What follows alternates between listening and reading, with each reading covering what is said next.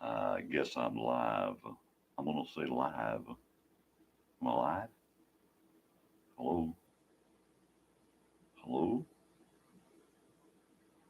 I'm so freaking literally.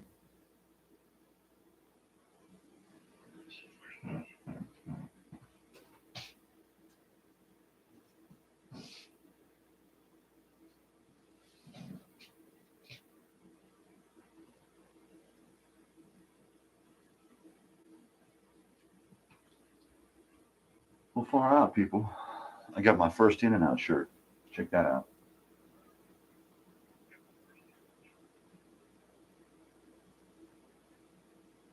I never had one before. It's pretty cool. You know, how many times have you gone to In and Out and thought, well, they sell shirts here. I think I'll get a shirt. Well, I finally got a shirt. No wedgie, no wedgie. Well, good morning, weirdos. What the hell are you all doing here? It's too early. Go home.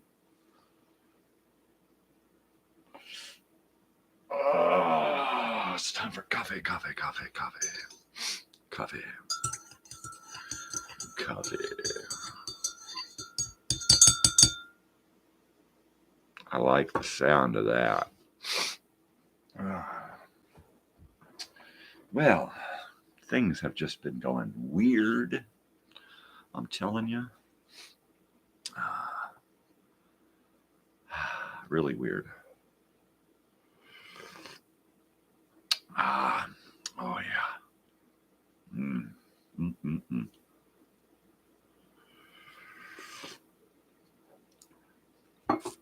Well, I've been getting caught up on some of the details with this this whole channel thing.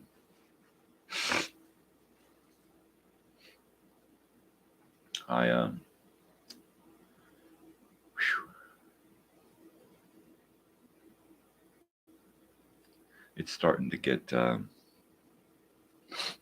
big, huge. I know. I've got less than 100 subscribers. I've got 64 subscribers as of today. This is March 25th, so Monday, 2024. Yeah, it's a little bit crazy.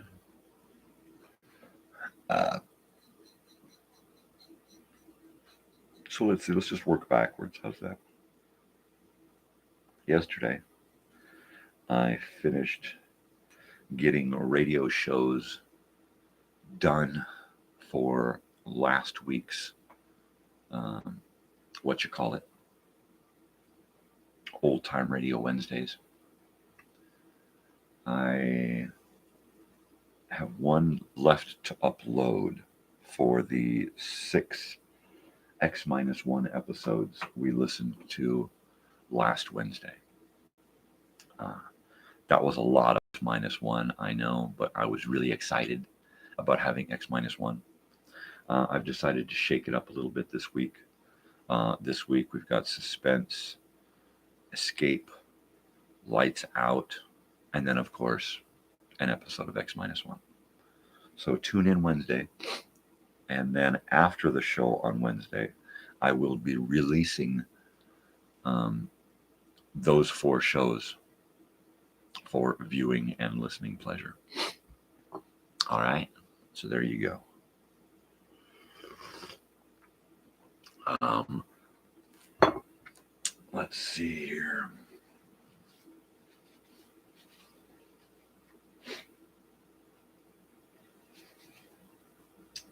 Yeah.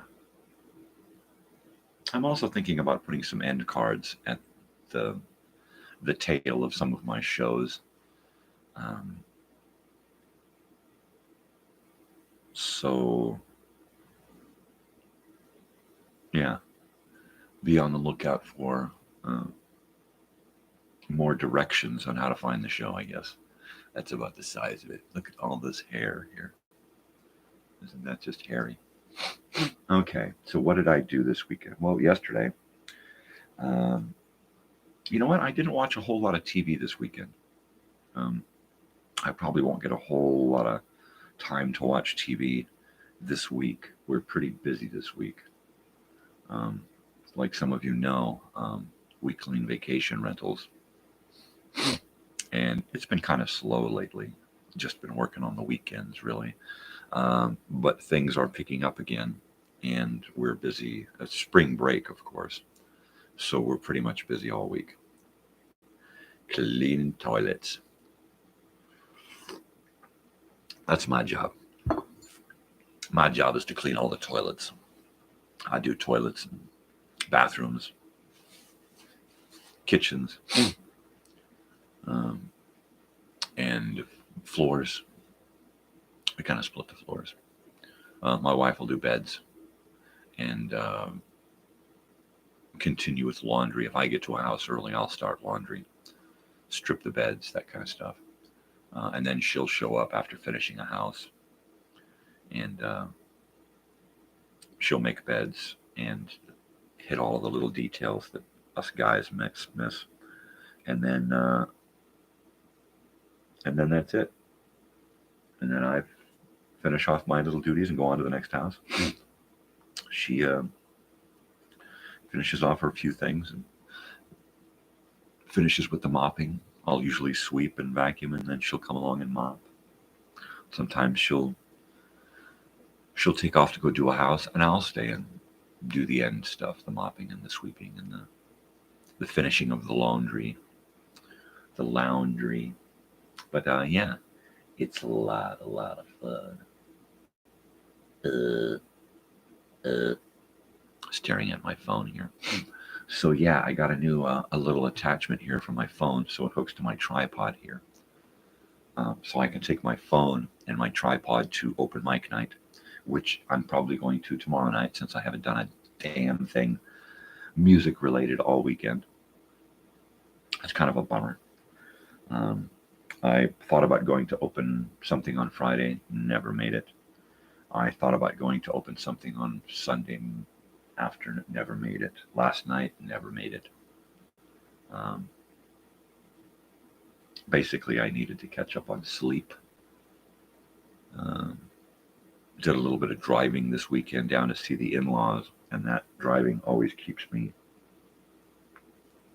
awake, too awake. So we went south of Temecula down to Escondido to see my wife's sister and her husband. And I had a fun conversation with her husband, Mark Anthony.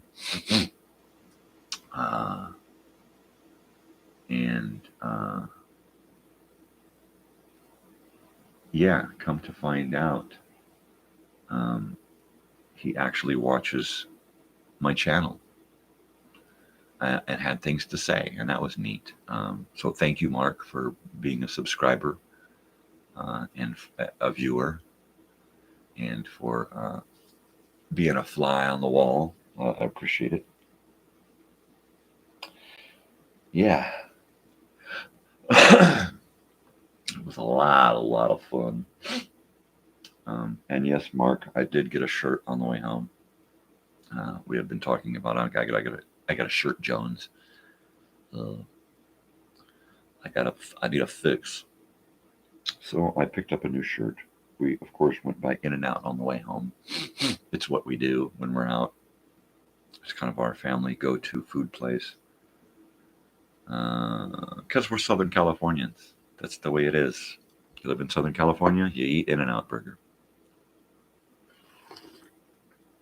Oh, that's so good.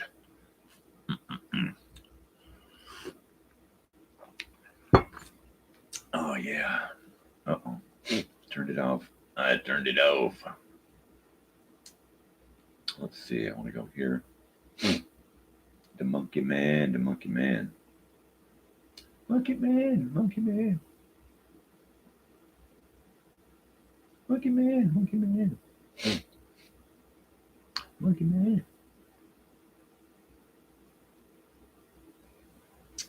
Absolutely friggin' Lulu.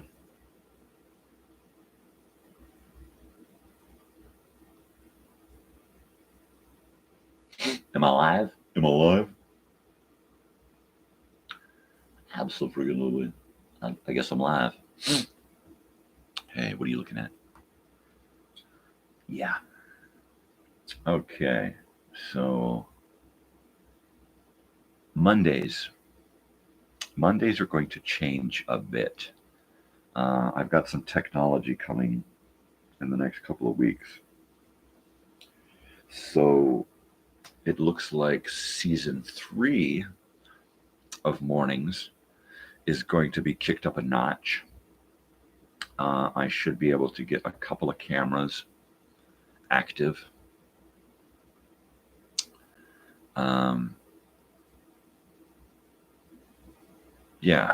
We'll be able to mix the video and audio live. That'll be neat. We'll be able to use multi-cameras. Fingers crossed.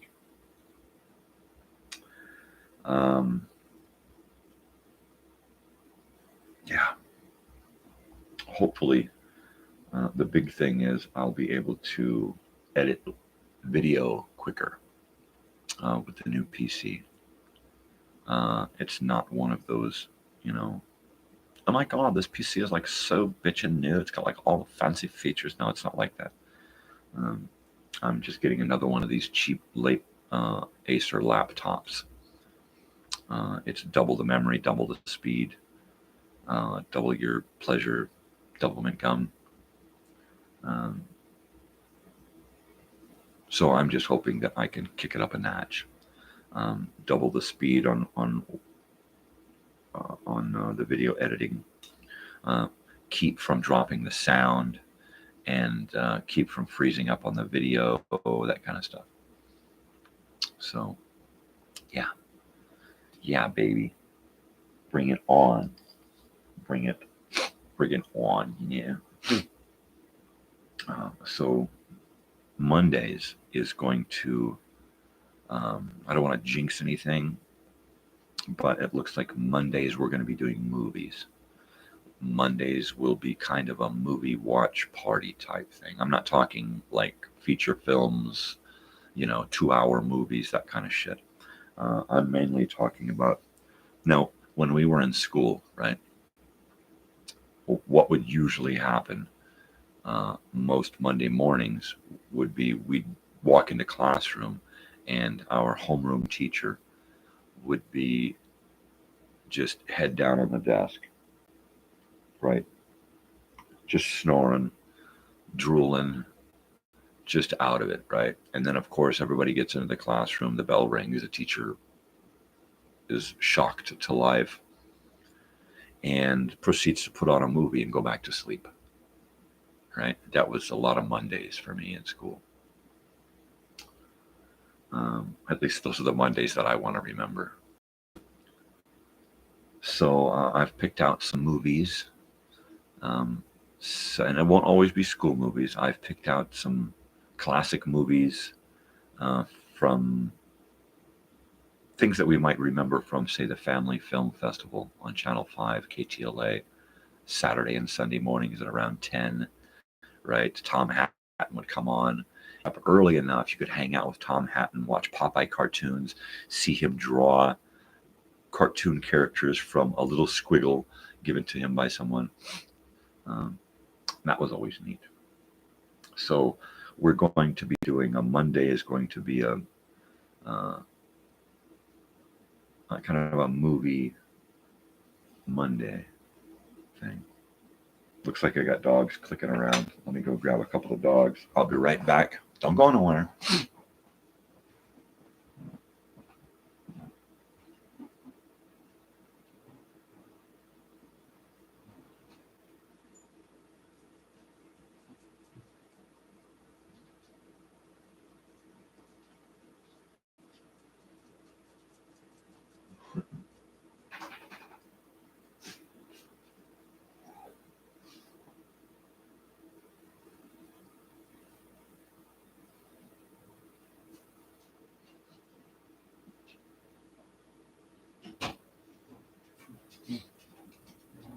Big face. You want to come up here? Huh? You want to come sit with me, Bessie? No. You gonna come over here, Bessie? She's done. She's like, nope, I'm sitting over here. And that's all there is to it. I'm sitting over here. Well, let me put on some socks here. Keep my toes warm. So, Monday morning movies. Monday. What are we going to call it? Let's see, what are we going to call our Mondays? Let's see, I'll jot through some notes here. I've got some notes on a subject. Yeah. Where are we at? Yeah. Okay, Monday movie memories. How's that sound? And then Totally Television Tuesdays. How's that sound? That's starting to sound pretty cool. So Television Tuesdays, we are going to be looking at lost episodes of lost TV shows that you can't find anymore, you can't see anymore.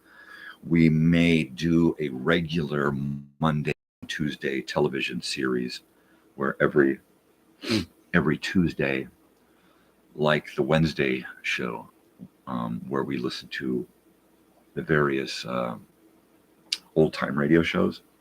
I think Tuesday we may do various old TV shows, full episodes, and then do a regular episode of something. I'll try to find a series that I can play the entire series, and then every day we'll enjoy an episode and discuss it. So these are the things that are in the works, and I am happy to be working on them for you.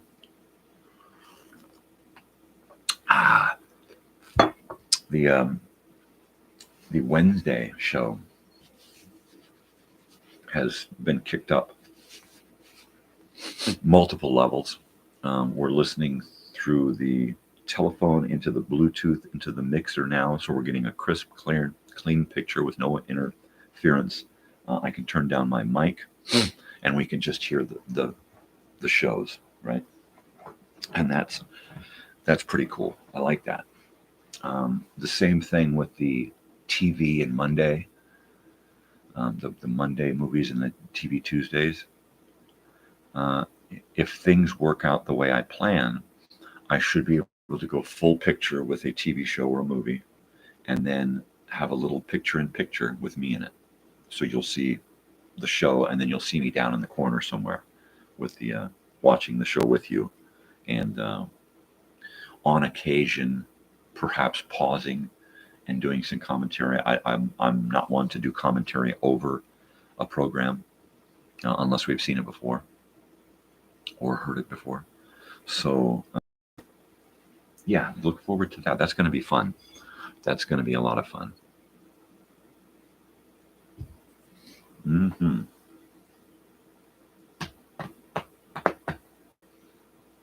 going to eat some breakfast here.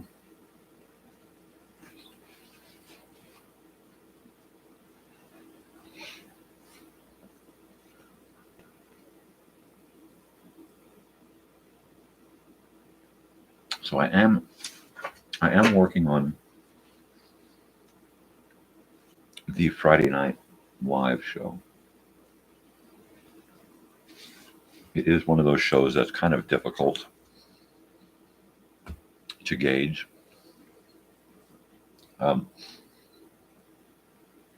It started off as like, a month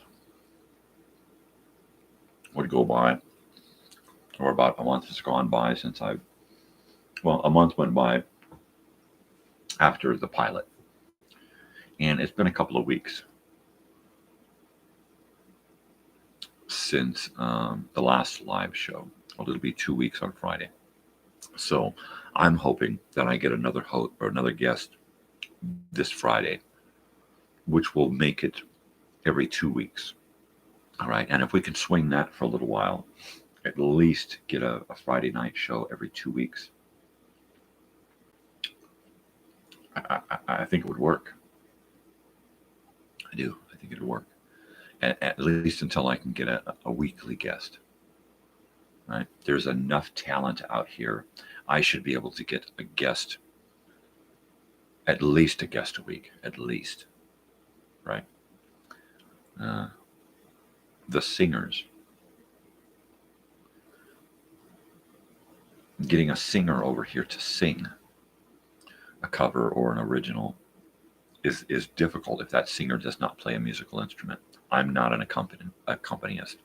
I do not play the piano or the guitar or anything. I do not read music, so I cannot accompany someone. Now, I can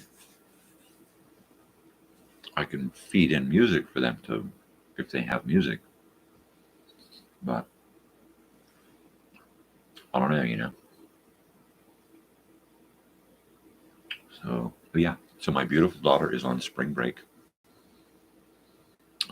It's her last semester of college,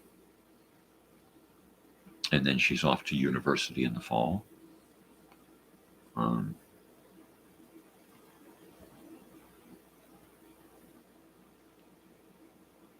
She went to the Coyote night the other night.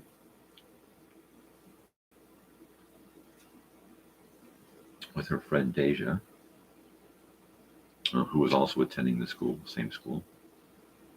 How bitchin' was that, to have one of your best friends going to the same college or university that you are. They're going to she's considered going to college here. And it's just neat that her friend is actually moving on to university like her.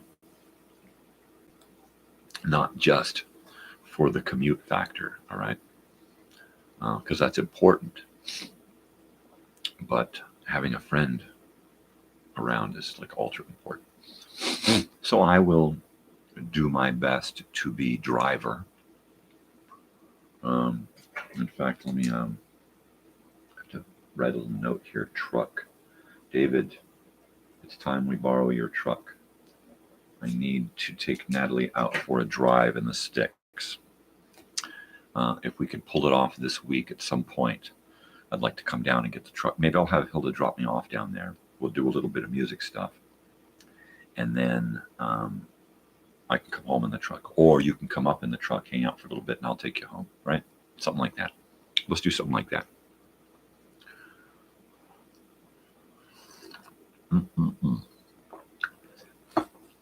So,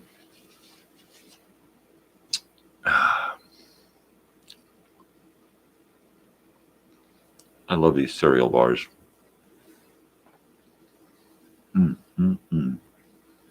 Nature's Bakery, apple and oats. Just really good, Not too sweet, not too bland. Totally. Oh, like, whoa, what are you looking at?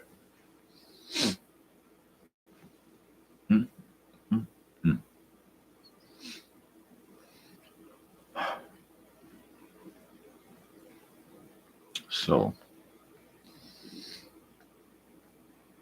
let's get some suggestions for TV shows, old TV shows. Something we would have watched in reruns in the 70s. That's what I'm looking for. Something we would have watched in reruns in the 70s. Something that you don't see on TV now. Something in reruns that was on daily. Something we'd come home and watch after school. Nothing mainstream. I can't broadcast mainstream stuff. Creative Commons, copyright free use, public domain, that kind of stuff is what I can use. There's a lot of it out there. There are a lot of movies that are public domain, old black and white movies, stuff that we would have seen on Family Film Festival, TV shows that we would have seen in the 70s coming home from elementary school, right? What did you wake up Saturday morning and watch, right? I know I was a KTLA Channel 5 kid, mainly because it was a strong signal wherever you were in Southern California, around Los Angeles. You could usually get a pretty strong signal from KTLA. Also, KTLA would do news in our area. Most news channels didn't, but KTLA would often come out to our area and do the news. Let us know what the weather was like in our area, things happening.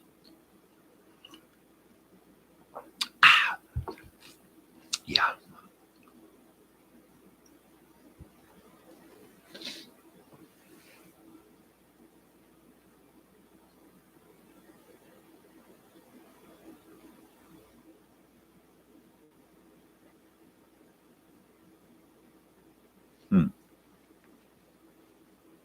Well, I think I'm the only viewer. Really? I think it's just me, myself, and I.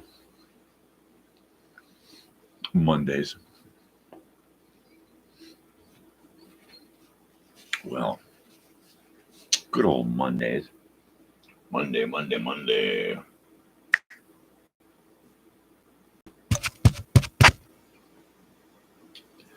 Well,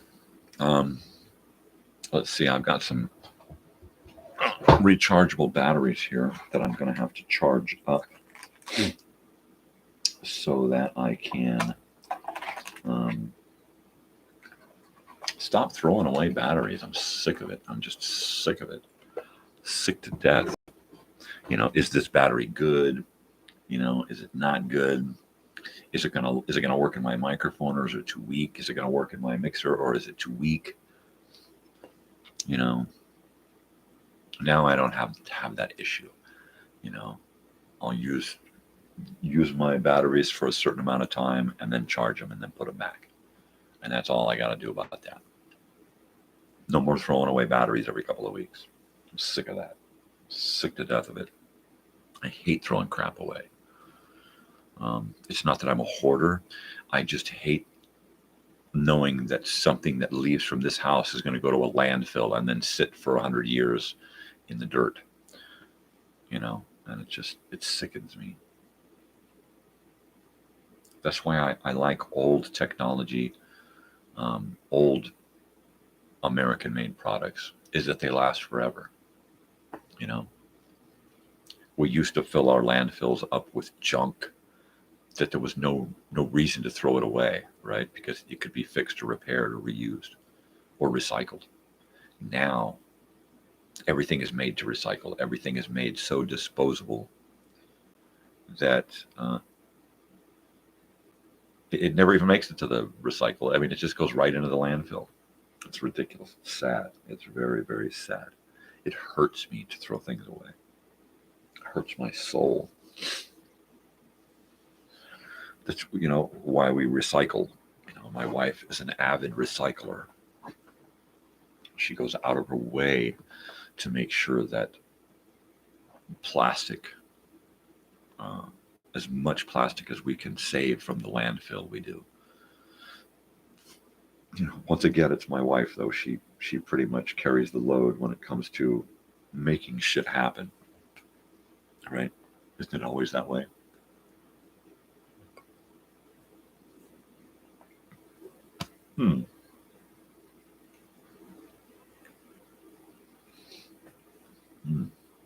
Well, so tomorrow night is open mic night out in Landers, out at the Giant Rock meeting room.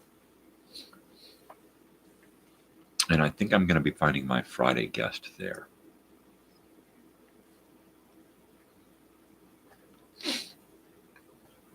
I have to remember to wear the Tommy Tom shirt in case they show up. They may be out of town this weekend. They live in Hemet. So they come all the way up here, an hour and a half drive to get here, to get out here to the high desert, just so that they can play music for free. That's how devoted these people are. I know people like Roy come up from Palm Springs, but that's only a 30 or 40-minute drive. They're doing twice that drive to get out here because the open mic nights, I guess, are the bomb out here. And there's a lot of people that come out here from all over. There's a lady from San Diego I saw on Facebook, and she comes all the way out here from San Diego a couple of times a month and goes to these open mic things. And she's not even a singer, right? She's not even a musician. She's just a fan. Wow. Heavy stuff, man.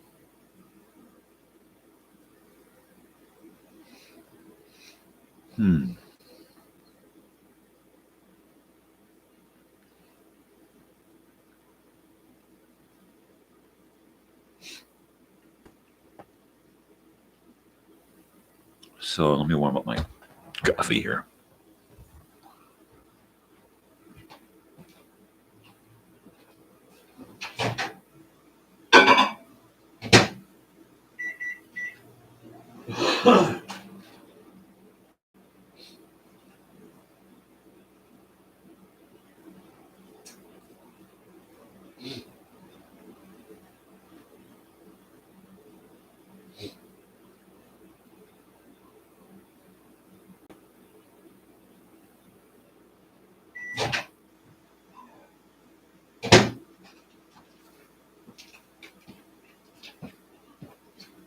Ready, Kent. Ready, labor.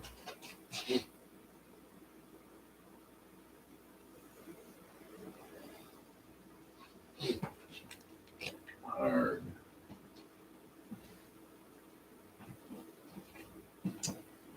Yeah, so the coffee cup. I got this coffee cup about, I'm going to say about 18 years ago from one of my friends from Renaissance Fair and Northern Nevada, Amber. At one point, she did labor-ready temporary employment stuff and would get us temporary employees for our painting company.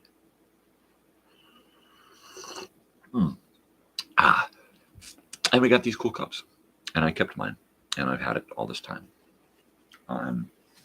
Like I said, I would rather hold on to something than to put it in a landfill or give it away for nothing or sell it.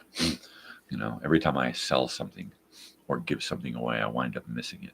You know, every time I borrow something to somebody, I rarely get it back. And then I kick myself for having been kind. Right? So I don't loan stuff out anymore. There are a handful of people in my life that I will give things to, not expecting it in return, but will give it out freely to somebody to use because, you know, I'm still that kind of guy. Boy.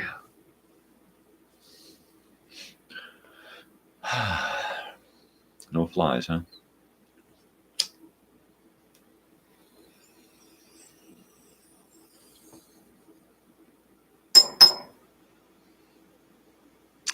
Yeah. So what kind of classic TV have you all been watching? I know the usual Andy Griffith, Gomer Pyle, Bonanza, Big Valley.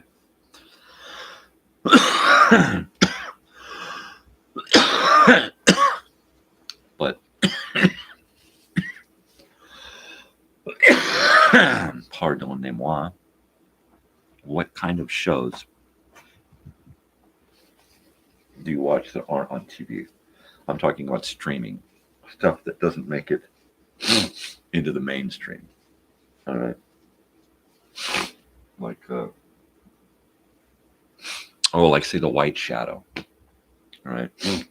Now the White Shadow is one of those shows that White Shadow. I'm going to see if I can. I found some of these on. I found every episode of the White Shadow on YouTube, so you can watch it on YouTube. What we might do is if I can get that series shunted through my channel somehow, then we will watch it on the morning show. It's one of those things where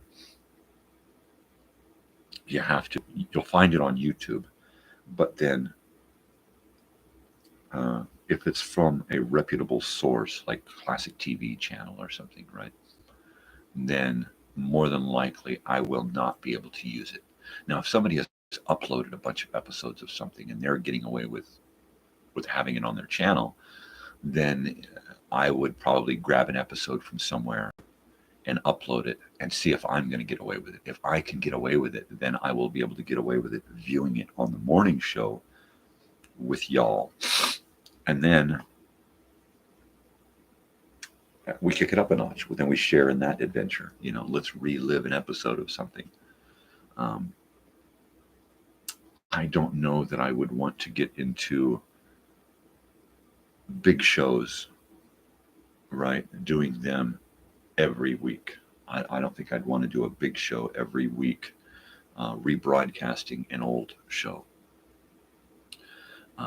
Doing a show, a little show, and then a little show, and then maybe have a show that we watch every episode of, right? Once a week, we watch a new episode of one particular show. And then we watch a couple of episodes of a random series from somewhere. And this might be something that we're very familiar with, something we haven't seen in a long time. It could be something that we've never seen before. A TV series from another country, another region, another area. I'm not talking like hee-haw. I'm talking like the other side of the planet, not the other side of the country. So if we can get to where we have specific shows that we're allowed to use and watch and discuss, that's kind of the direction I'm going in. Right. I would love to do something like That's Incredible or Real People, or Those Amazing Animals, something like that, an animated show that we haven't seen in decades. I've already got stuff in mind, and I've got stuff downloaded to me, and now I'm going to start uploading to YouTube privately to see if I get any snags via copyright, right?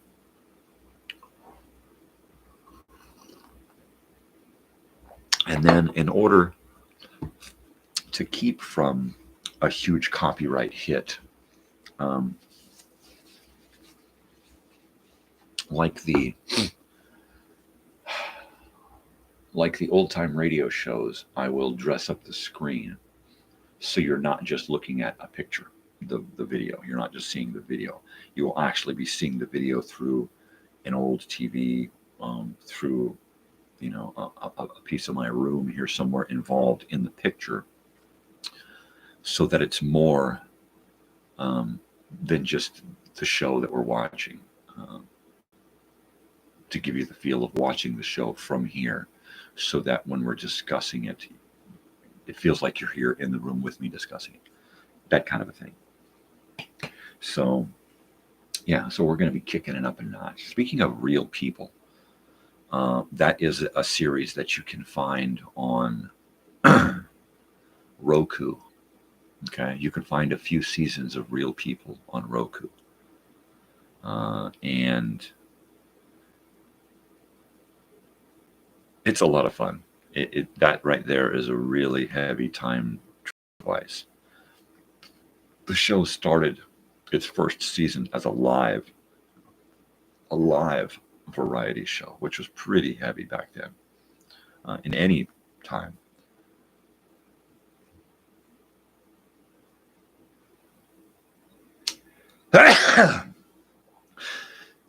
Oh, pardon me.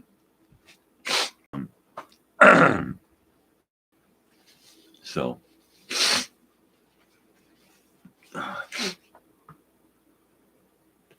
yeah, so Real People. Real People is one of those shows from my childhood, 70s, early 80s, that focus on people. And because I'm a weird guy, I really enjoyed watching other weird people. It should have been called Weird People, not Real People, but weird people are real people. Real people are weird. So, real pretty much describes it. I would hope that if somebody describes my show or my channel or one of my programs, that they would use that word at least once in the description, reality. Mainly because this is it. This is the only live reality show out there anywhere. As far as I know, this is the only show like it in the world. Everything that I do on my channel, either live or recorded, is everything live is unrehearsed, unscripted, unedited. I bring you reality as real as I can bring it to you. The edited programs, the recorded stuff, same thing. I don't do a lot of scripting. I write down a few notes. I write down a few things of what I'm going to say, and then I leave it organic. I don't like to plan shit out. I don't. Those kind of videos are okay, but I'm not a fan of creating content that everyone else creates.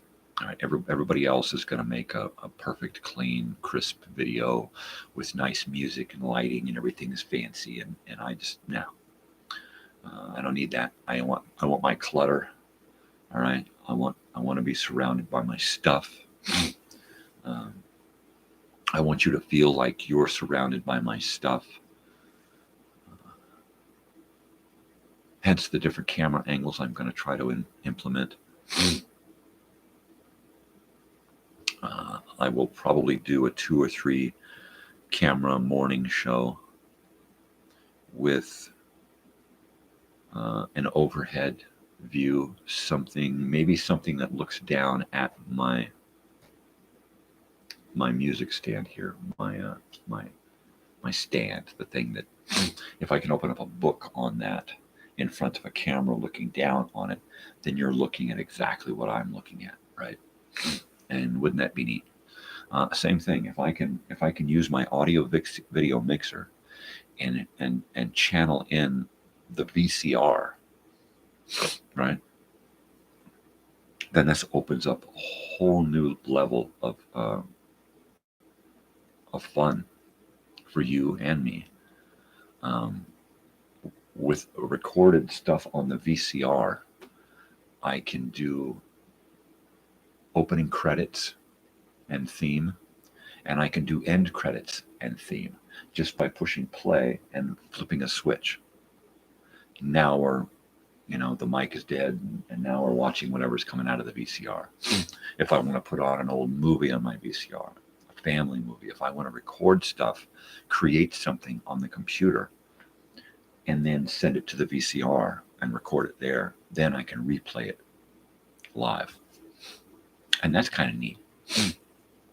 All right, so we'll have live camera. I want to set up a microphone on my phone, not this phone, but an actual corded telephone. A little curly goes into a box. That box plugs into the wall, a telephone. So I'm going to mic a telephone so that I can make calls and we can hear together, or someone can call me, and then whoever calls me is now on the air with me, right? I would like to do a live via satellite like the old days, where I've got a picture coming in from someone, and or audio coming in from someone, and then I'll pop up a little picture of that person, right? So I'm working on special effects. I'm working on multi-camera angles. I'm working on introducing graphics and more sound into the show. So it's all about expansion. The whole idea of this show was for me to get you, for me to get to know you, and for you to get to know me, for me to get to know YouTube, for me to get to know my abilities as a producer, director, and it has snowballed immensely, and it just keeps getting bigger and bigger and bigger. Cohesively, it's still pretty strong. I feel really good about getting up in the mornings and doing my show. I'm feeling really positive about the Friday Night Live. That is gonna snowball slower than this morning show. This morning show, within a couple of weeks, was taken off, and I was hitting it every day. All right, 4 days a week, just knocking it out. And now the morning show has become so easy. It makes the Friday night stuff real easy. And the morning has just become second nature. I gotta heat up this coffee, pardon me.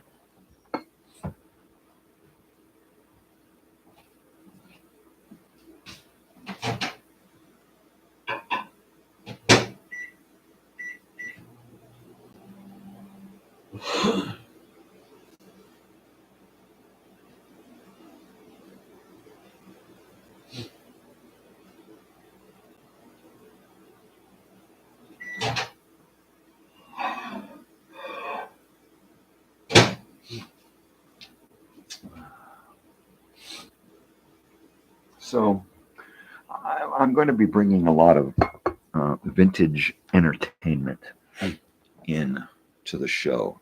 We've got the old time radio Wednesdays, and that's fun because I grew up listening to old time radio. What? You ain't that old. You don't have to be old to have grown up on old time radio. Old time radio has been available since the 60s in audio form, cassettes, 8 tracks, LPs.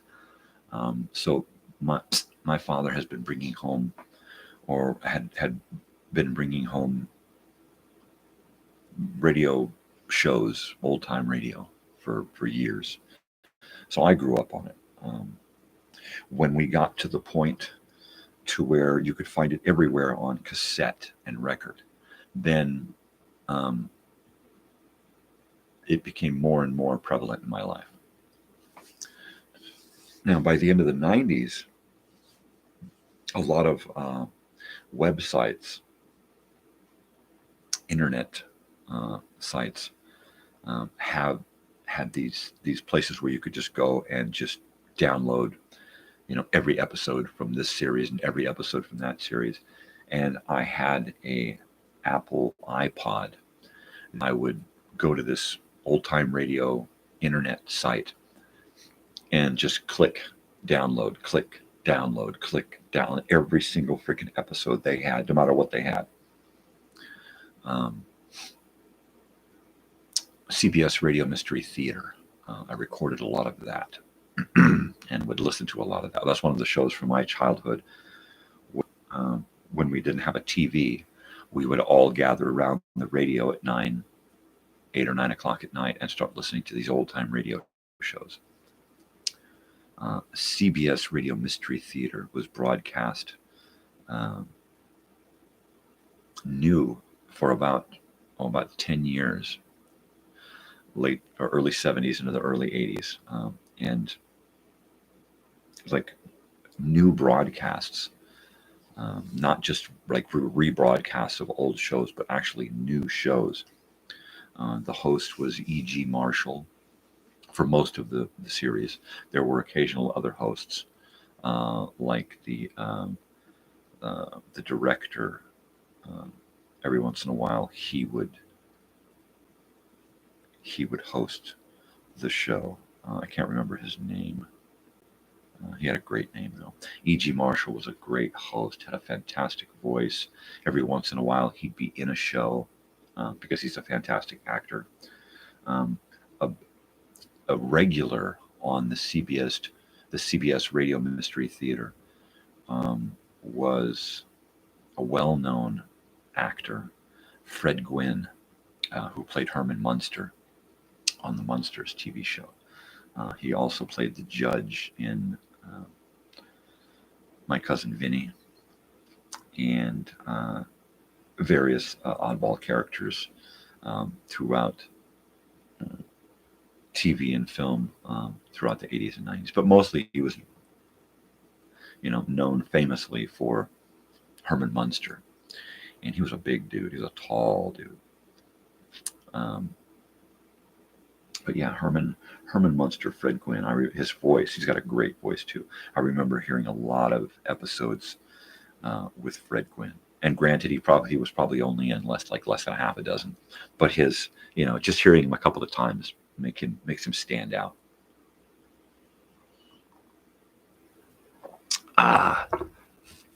So I will be trying to find on occasion one of those. Those are hour-long shows, 45 minutes without commercials. Sometimes, if you're lucky, you can get a show with commercials. And oh, bud, when you say bud, you get some great old commercials. You get national commercials, and then you get local commercials, depending on where it was recorded. And that's neat. That's really neat. I love old commercials. In fact, old commercials are probably something I'm going to try to work into, Television Tuesdays. Television Tuesdays is going to be a lot of totally Television Tuesdays. That'll be a lot. That'll be a lot of fun. So yeah, we'll do some MTV, we'll do some cartoons, we'll do old shows, we'll do commercials. I mean, the possibilities are endless. There's so much stuff that I can grab off of the Internet Archive to bring you. It's just crazy. It's just crazy, I think what's really crazy is I haven't smoked enough this morning. Yeah, I mean, that's a good thing. Usually if I'm smoking a lot, that means my pain is like way beyond where I want it to be. I'm kind of coming into my pain slowly this morning. If I wake up quick and start doing shit too quick, the pain hits me really, really quick. And then I just want to crawl back into bed.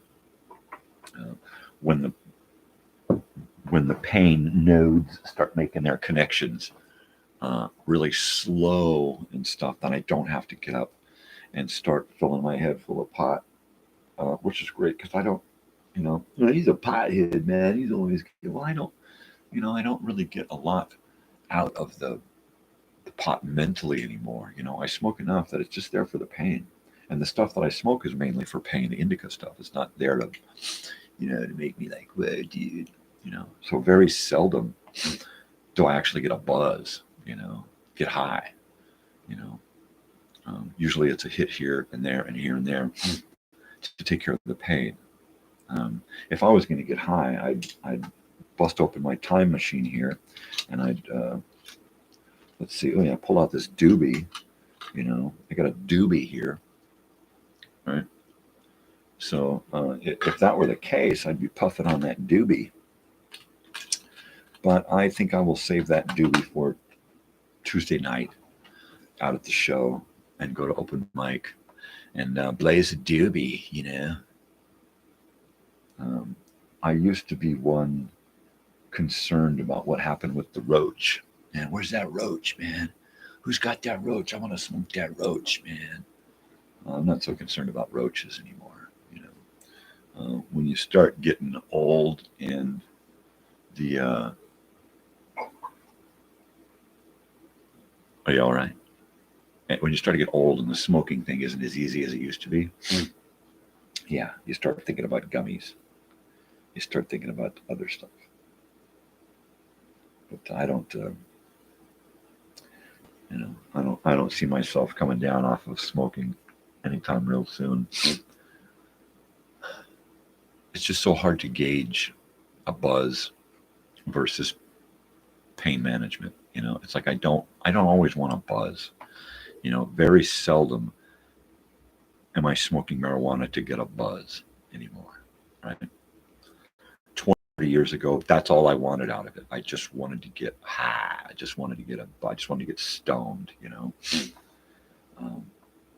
And I don't want that anymore, you know. On occasion, I want to get high. I want to get stoned. But that's like very seldom, you know. Tuesday night, going out Tuesday night, I'll want to get stoned, right? And then there's a balance between getting to the bar, getting stoned, not drinking, having Coke or coffee or caffeine or something so that I get my buzz. But then by the time open mic is done, I'm buzzless, you know. I'm not one to go out and, yeah, I'll go out to the bar and I'll have a beer, but that bar had better be a couple of blocks from here, in case I decide to walk. Or if I decide to have more than one beer, I'm only a couple of blocks from home. And while most people who drink can have a six-pack and get behind the wheel and feel fine about it, I don't feel comfortable about it. I don't. And it's okay for those who can, but I can't. So I try not to. I try not to do any drinking and then functioning. It just doesn't work for me. I'm a functioning marijuana smoker. I'm not a functioning alcohol drinker. I mean, I can't even smoke a cigarette without catching a bigger buzz than I get off of marijuana, right? So, you know, alcohol, forget about it.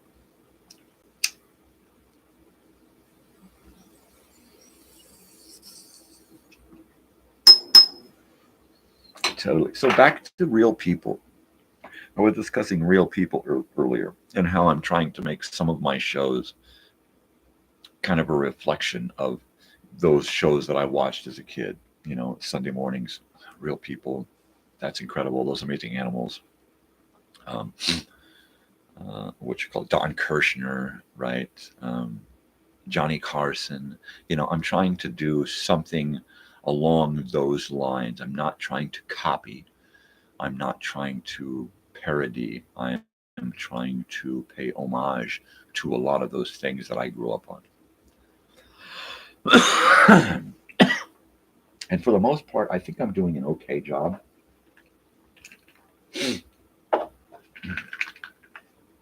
This is the mind stimulating, body relaxed. And this is productive and bubbly. Ooh, let's do that one. Ooh, looks like I'm about ready to order some more of this stuff here. Yeah, I get my stuff locally. I order it up on the phone, have it delivered. I don't want to. I don't want to be a commercial, and I don't want to promote any products. So I will just say, don't smoke. If you're going to try marijuana, wait until you are at least out of high school, right? Or out of college, all right? Let your brain do what it's supposed to do early on in life. Once you get to a certain age, your brain has already stopped its big time growing, right? Your body has already stopped growing. All right. We've become who we are going to be, right? Then you can start introducing mind altering substances, alcohol, drugs, whatever. But when you do it at an early age, it sticks with you. It fucks you up pretty much for the rest of your life. Okay. And I'm right here. I'm here to tell you, you know, I ain't lying. Don't do that shit early on in life. There's plenty of time the rest of your life to drink wine, to smoke marijuana, to have a shot of, you know, to do these things that affect your mind growth at an early age. So wait until your mind has grown, wait until your body has grown, and then get into these things. My daughter is just now, she's almost 20. and she's just now starting to think about, having a glass of wine here, there, having an edible, although they do nothing for her, because she has my genes. I think she has a genetic tolerance to marijuana. Isn't that funny? It just doesn't, she'll eat an edible and it's like, oh, that's not doing anything, have a little bit more. And I'm talking, chopping up an edible into pieces and trying them. Now, a quarter of an edible for someone who does not ingest that stuff at all ever, that should get you a pretty good little buzz going, right? Eating a whole one should fuck you up, right? It does nothing for her. And that's kind of funny. That's good, though. That's good. I don't want to, there are some things that I want in my life and about me to be passed on. Smoking marijuana, that ain't one of them. That was something that was passed on from my parents to me. That's not something I'm readily going to outwardly pass on to my kin and no, I'm just not going to do it. If she comes to me and says, hey, I want to try this or that, I'm not going to, I've already done the fathering thing. I've already done the parenting thing.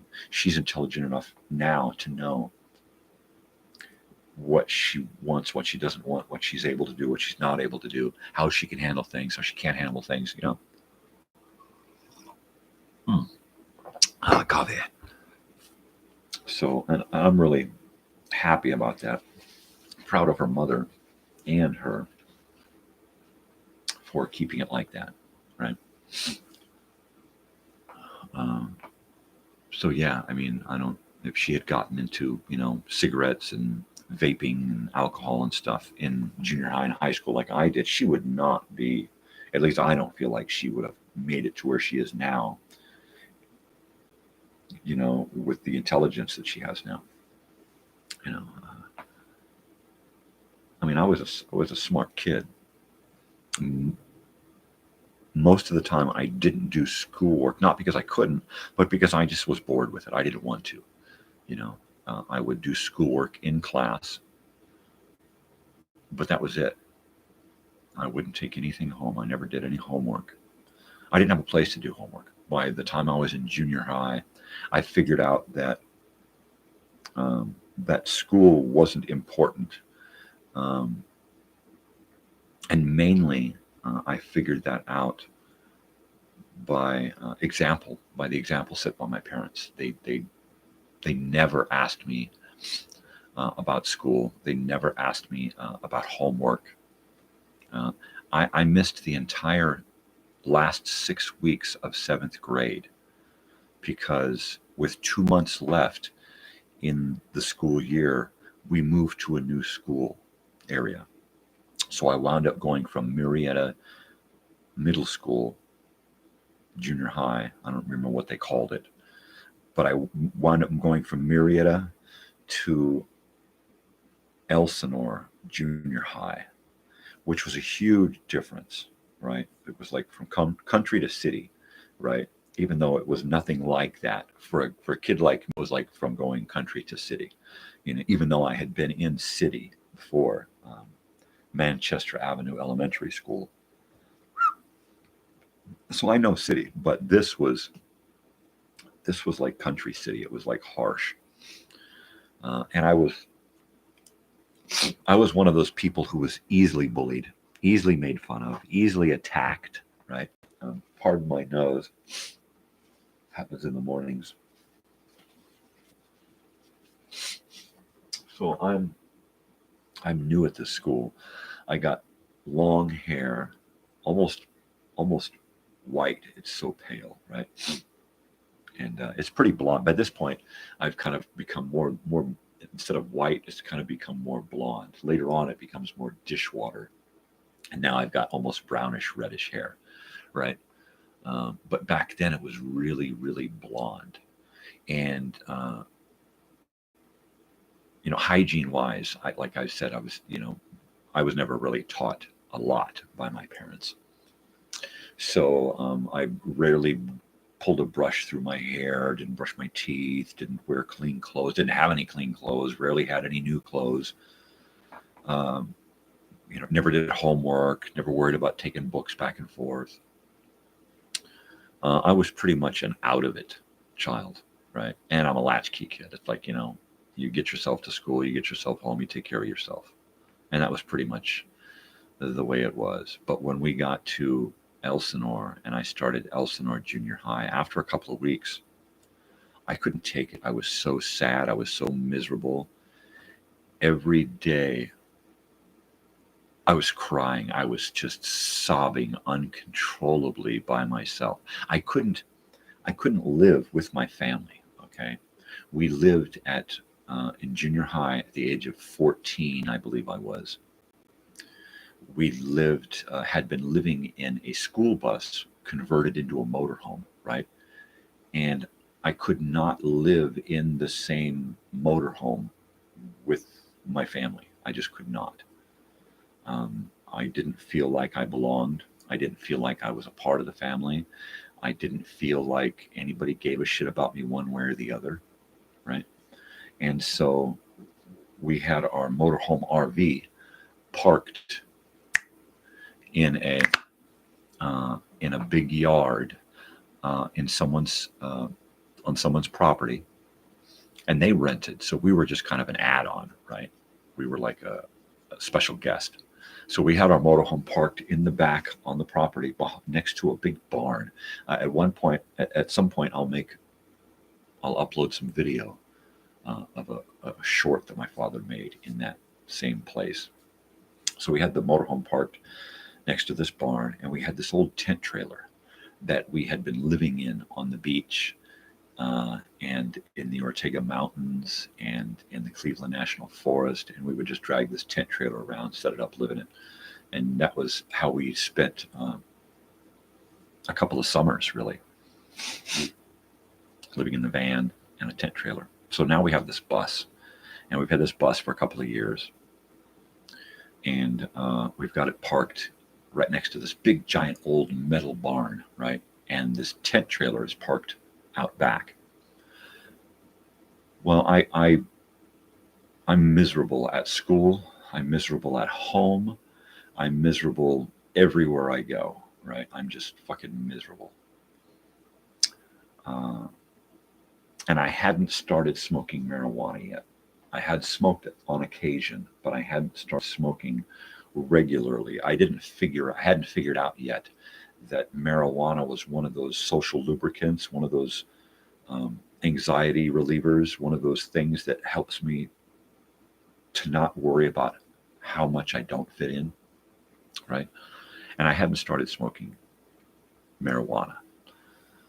I was just some lonely little sad, depressed kid who had been suffering from depression his whole life. I mean, I was sad all the time.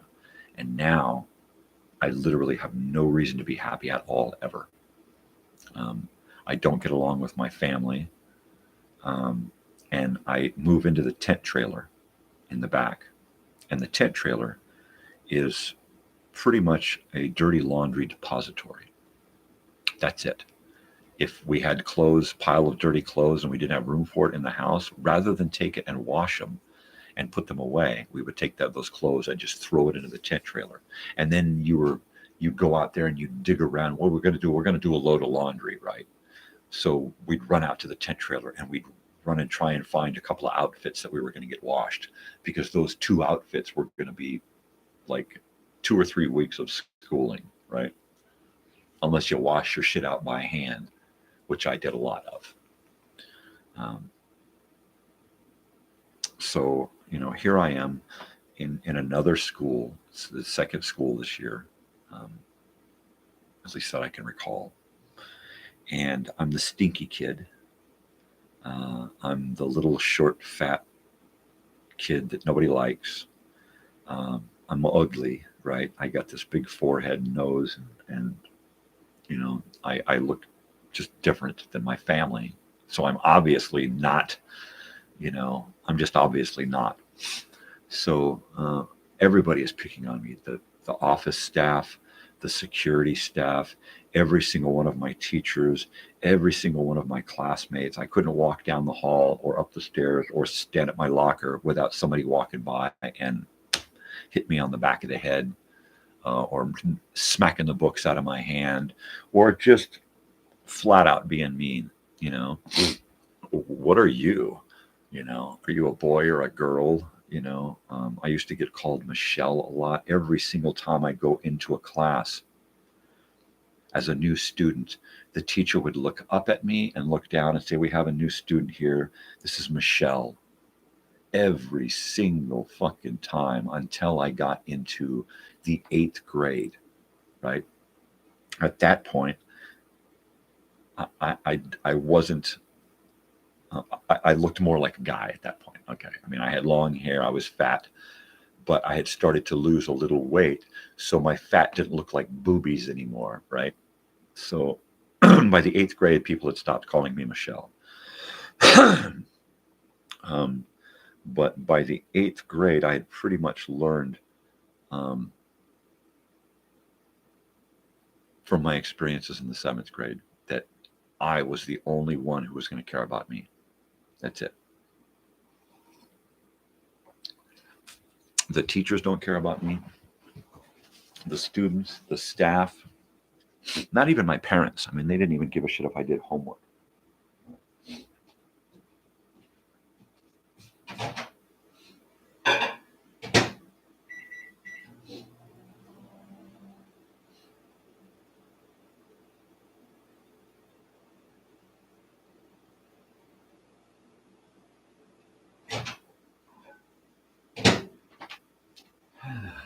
Warm it up. So, okay, so here we go. I'm in the 7th grade. No wedgie, no wedgie. And there's 2 months left in the 7th grade, right? It's the end of the school year. There's 2 months left. And I've been there for about 2 weeks in Elsinore Jr High School. It's the 7th grade, my 7th grade. I should be in the 8th grade, but I flunked the 4th grade because of the tantrums I threw at the teacher. Not because of my grades. Not that I recall ever doing any work. So one morning, I get up and I'm on my way to school, on my way to the bus stop, Grand Avenue, a church on the corner of Wood Street, and Wood Street goes up, and about halfway up Wood Street to Brightman is, was that it, Brightman? Halfway up Wood Street is a bus stop. And I'm walking up to the bus stop, and I can smell myself at this point. We don't have a shower in the motorhome. We have to shower via neighbors or in a bucket or with a hose, right? So things were none too fun. So here I am. I'm wearing dirty clothes. I haven't showered. I'm hungry. I'm tired. I have homework assignments to hand in, and I have no clue what's going on in any of my classes, right? Because I'm just not there. I just don't give a shit anymore. I'm just over it, right? So I walk up to the bus stop, and before I even get to the bus stop, I can see the kids pointing at me, talking to each other. And they don't disappoint, of course. They start in with their jibes, and they're fucking with me, and they're fucking with me.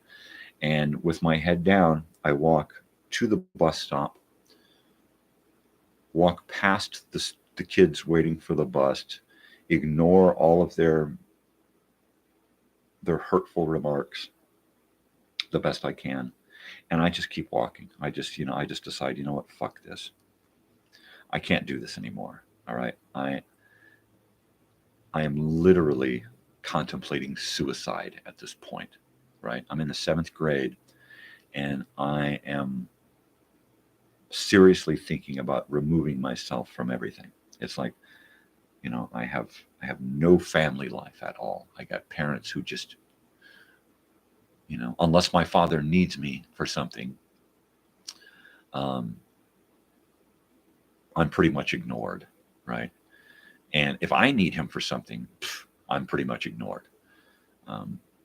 But if he needed me for something, whether to go with him on one of his excursions so that he didn't have to do things alone and carry the weight of all of that guilt of whatever he was doing by himself, you know, like taking one of our dogs and dumping it off in the mountains, you know, or going to one of his friend's house to party, You know, you're take the little kid, so then he's your excuse to get out of stuff, but he's also that witness. He's also that companion through the bad stuff, right? Which is, you know, where I learned not to go along with friends because they need someone to make them feel okay about doing something bad. Nah, fuck you, go fucking do it yourself. So 7th grade, 6 weeks left of the 7th grade, and I just decided, fuck it, I ain't going. Fuck it, I'm not going today. I feel like shit. I'm hungry. I'm tired. I'm pissed off. I'm disgusted with everything, and I gotta go. I gotta go here just so I could be tortured for 8 hours, 8 to 10 hours. You know, bus ride and everything. Fuck that. I walked right by that bus stop. Walked down the street, and I just kept walking. You know, and I spent that whole day walking around the neighborhood. It was Grand Avenue from about, you know, just past Wood Street south to north up to Blackwell, right? And I'm staying away from Grand Avenue because that's the main road. So I'm just up walking the back roads up through the neighborhood on Grand Avenue in Lakeland Village, Lake Elsinore. And that's how I spend my first day ditching the 7th grade. And it was so relaxing. I mean, I think I went and I found a dog to hang out with for a little while. I sat down under a tree. I took a nap, you know, under a tree. And nobody picked on me. Nobody smacked me in the back of the head or knocked my books down. Nobody made me feel sad. I didn't cry that day, you know, which was like a first, you know, because like every day I was crying about something, you know, and nobody gave a shit, you know. They would just call me a crybaby and move on. You know, let's not find out why Michael is crying. Let's not try to understand, or at least just accept the fact that the kid is sad, right? And be courteous to me now, you know. Let's give him jabs, you know. So I go to 7th grade and I get picked on and tortured. And then I come home and I get picked on and tortured. Get picked on and tortured by my brother, my sister, my mother, my father, their friends, you know. So I got up the next day and just probably wearing the same clothes, right? I probably slept in those clothes for days. And here I am off to junior high again. And I just said nope. And I just walked past the bus stop and kept walking. And at this point, I'm thinking, all right, well, now I need to start, you know, it's been a day or two. Now I need to start looking in the mailbox for a letter from the school, because we don't have a phone. We don't, you know, we never had a phone. We had a phone once in Temecula for a few months until, you know, my parents just wouldn't pay the fucking bill. So it was easy to get away with it, right? If they're going to communicate with my family, they're going to send a letter home with me, or they're going to send a letter home in the mail. We got no phone. We got no message phone. You can't call a neighbor to get in touch with us. You're just shit out of luck.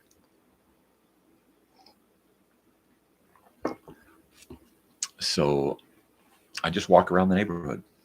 I really, really get to know my neighborhood in Lakeland Village. It's a really nice, peaceful neighborhood. It was never loud. I never had to worry about some asshole showing up and fucking with me. There were always dogs in yards that were friendly, dogs roaming around that were friendly. And the most important part of my 7th grade 6-week ditching experience was Punker Paul. Punker Paul was a friend of my brother's, Robert, and he was no longer going to school. He was doing homeschooling, home studies, which meant that you probably went to school once a week to hand in work, to get new work, to have your stuff checked out, ask questions, that kind of thing. But mainly, Punker Paul would work with his father off and on, right? Every day or so, he'd go and spend the day working with his father. I think they did air conditioning duct work or something. That was big, or plumbing or something to that effect. One of those trades. So one day I'm walking and I see Punker Paul outside of his house. And I'm like, hey, that's Punker Paul. Hey, dude, what's up? And he says, like, hey, little dude, what are you doing? Shouldn't you be in school? And I'm saying, yeah, I should, but I ain't fucking going to school. And he was like, wow, really? Right on, dude. You're cool. So here I am. I'm 13, 14. I'm ditching school. And Punker Paul is at home like he is most days. And he says, hey, you want to come in, hang out, watch some TV? I'm like, yeah, please. I'm bored. So he invites me into his house. And his room looks like a punk rocker's room, right? Just the room is just destroyed, stickers, posters, paint, everything on the walls, just punk, right? Black Flag, Dead Kennedys, just you name it. He's got it up on the walls. He's listening to it. He wasn't like a hardcore punker. Like, I didn't ever find him passed out in his room from doing too much cannabinol or anything. He wasn't a drinker. He wasn't a smoker. Wasn't a partier. He was a really cool dude. And he treated me like a little brother. He treated me more like a little brother than my older brother did, right? So I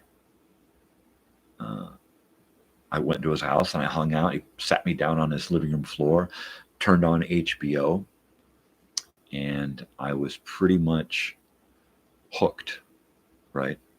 I'm sure we had a TV at home, a little TV that I had no control over, right? If I wanted to entertain myself, I would go sit in the tent trailer alone and listen to a little radio or try to get a little tiny black and white TV to work and get some kind of reception. Mainly I read. I think I read those little 10-cent pulp magazine books, right? And it was like the only time that I read, one of the only times, the very few times in my life where I enjoyed reading. I had sustained a brain injury, fell out of a tree head first onto a rock and split my head open. And from then on, reading had always been difficult, right? Very, very difficult to read, to concentrate, to comprehend, to keep track of where the hell I was, to not just kind of drift off somewhere. So reading was always a challenge, right? So every once in a while, I'd have a reason to read, like being alone. So I'd sit, alone in my tent trailer and read. So sitting at Punker Paul's house on his very, very clean living room floor, it's even smelled clean, right? The carpet was just nice. It was clean. Looking at his big color TV, big 32-inch color TV console, one of those 70s consoles, all wood. And I would go over there at least a few days, 3 or 4 days a week, if I could. If he was home, I would stop by, and if there were no cars in the yard, I'd knock on the door, and if he was there, I'd go in and hang out. A lot of times, I got to hang out at his house. There were some times where I'd show up and I'd knock and nobody answered. Knock, nothing.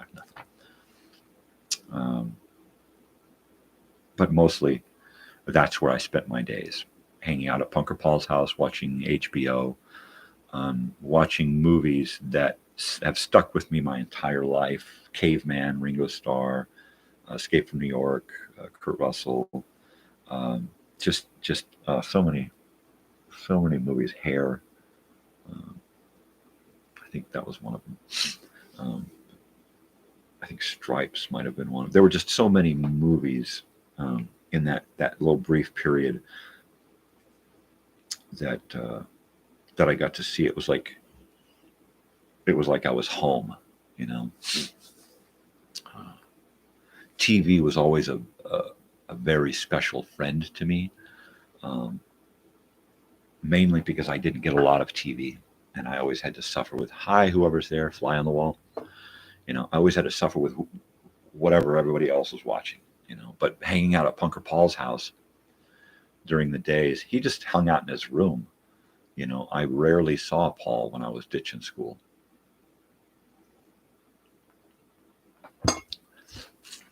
I mainly saw the TV. And it was neat because there was always food.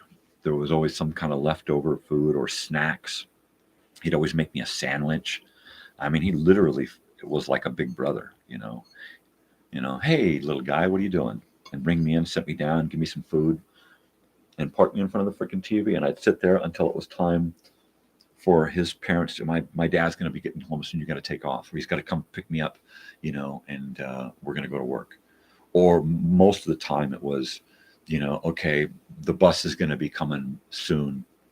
I got to get home. And then I would just walk down the street to Wood until I saw the bus drop the kids off, and then I would just walk home. And my parents weren't any of the wise. They didn't care. So why would they be wise to what was going on? They didn't ask about my school life. They didn't ask about my personal life. They didn't ask about my emotional or mental state. They didn't ask if I was hungry, if I wanted anything, because that would have made them responsible to me, and they didn't want that. So pretty much I got ignored. All right. My father, like I said, would take me to do things with him so that he didn't have to bear the weight of having to do these things alone, right? At least that's what I got out of it. Or to make me feel like I was a part of the family.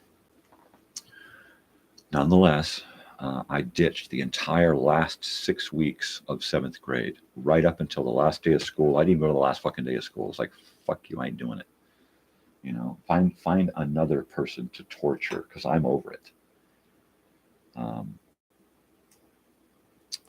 And I did. Every day I would go by the mailbox and I would look to see if there was a letter from the school. On occasion, there would be something. And after a while, they just stopped sending stuff, assuming that I was probably had moved again. Looking at my records, they could probably see, well, gosh, he's probably on the road again. So it was real easy to get away with. You had parents who didn't give a shit, and a school who really didn't give a shit. They didn't even want me there anyway. Why would they care that I wasn't there? Right. And so then we get into summer. And now it's summer, right? And it's like I'm a changed person, right? I've come to realize that nobody on this planet is going to give a shit about me more than I do, including my parents, including those people with which you look to for care, right? And it's like, I ain't getting shit. So I learned a lot that summer. I learned self-reliance, mainly self-care, right? I start learning that, I can be responsible for me, even though no one else wants to be. I can be. My father that summer, between 7th and 8th grade, worked on his last video project for University California, San Diego. He was studying communications and did a lot of video projects. And he did his last video project there, Wild Billy and His Wacky Weed Seeds. I play on Jack and the Beanstalk, right? And it was fun. I had no choice, right? Production value. He's going to get the most production value out of everything, including his family. And mostly it was me.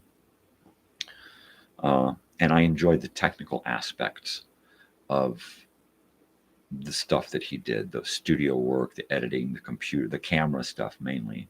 All right. There were no computers. It was all big, giant mixers and stuff. I enjoyed all of that. I hated being in front of the camera.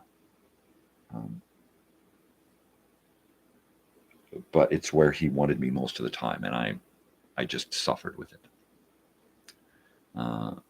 When you just want someone to show you some attention and some love, you go along with whatever, I mean, shit, how many kids have allowed themselves to be raped just so they can feel like they're freaking loved, right? And like they have no fucking choice anyway. So, yeah, summer's here. 7th grade is done. I'm free. I'm not responsible to that fucking school anymore. I'm not responsible to that schedule. I don't get to hang out as much with Punker Paul anymore, which is a bummer. Because I still haven't made any friends. I still have no friends, 0 friends. So I spend the summer with no friends, reading a lot. I move out of the tent trailer and into the barn, right? It's a big metal barn with a dirt floor where they used to keep livestock, right? And this barn has got to be at least 50 or 60 years old in the early 80s, 81. And it is old. It is old. It's got rats living in it, spiders, snakes, bugs. It's just an old barn, right? Half of it is kind of just a big dirt floor with some tables and benches and stuff where we shot some of that Wild Billy and his Wacky Seeds. We shot some of it in there. There was a cot in there. I think Robert did some sleeping in there. At one point, I moved out of the tent trailer and into the barn, and then I think Robert moved in there because we had no place to go. We needed some space. We needed our own rooms. We live in a long bus with no walls, no dividers, right? So finally, I take some plywood and a box spring and a mattress, and I take it and stuff it way up in the loft. There's not a loft, it's just rafters, right? So I create a way up into the rafters and build a loft and hang some little curtain and stuff. And I build a room up in the freaking rafters, right? And that's where I'm living because I want to get up away from the bugs and the rats and stuff. So now I'm up with the owls and the rats. And there's a barn owl that comes in there and sleeps in there when I'm not there. So I spend the summer living in this barn and doing, what I'm told, being, going where I'm told. And it's the end of summer, and I've learned, self-reliance, but also I still have no friends. No friends. Robert and Brandy, my brother and sister, they both have friends. Well, actually, I do have a friend. This house that we're staying at on Grand and Wood in Lakeland Village, there's a biker family that live in this house who have asked us to come and stay out back because we got no place to go. And they're a biker family who have been through a lot of shit like us, so they know what it's like to have nothing, right?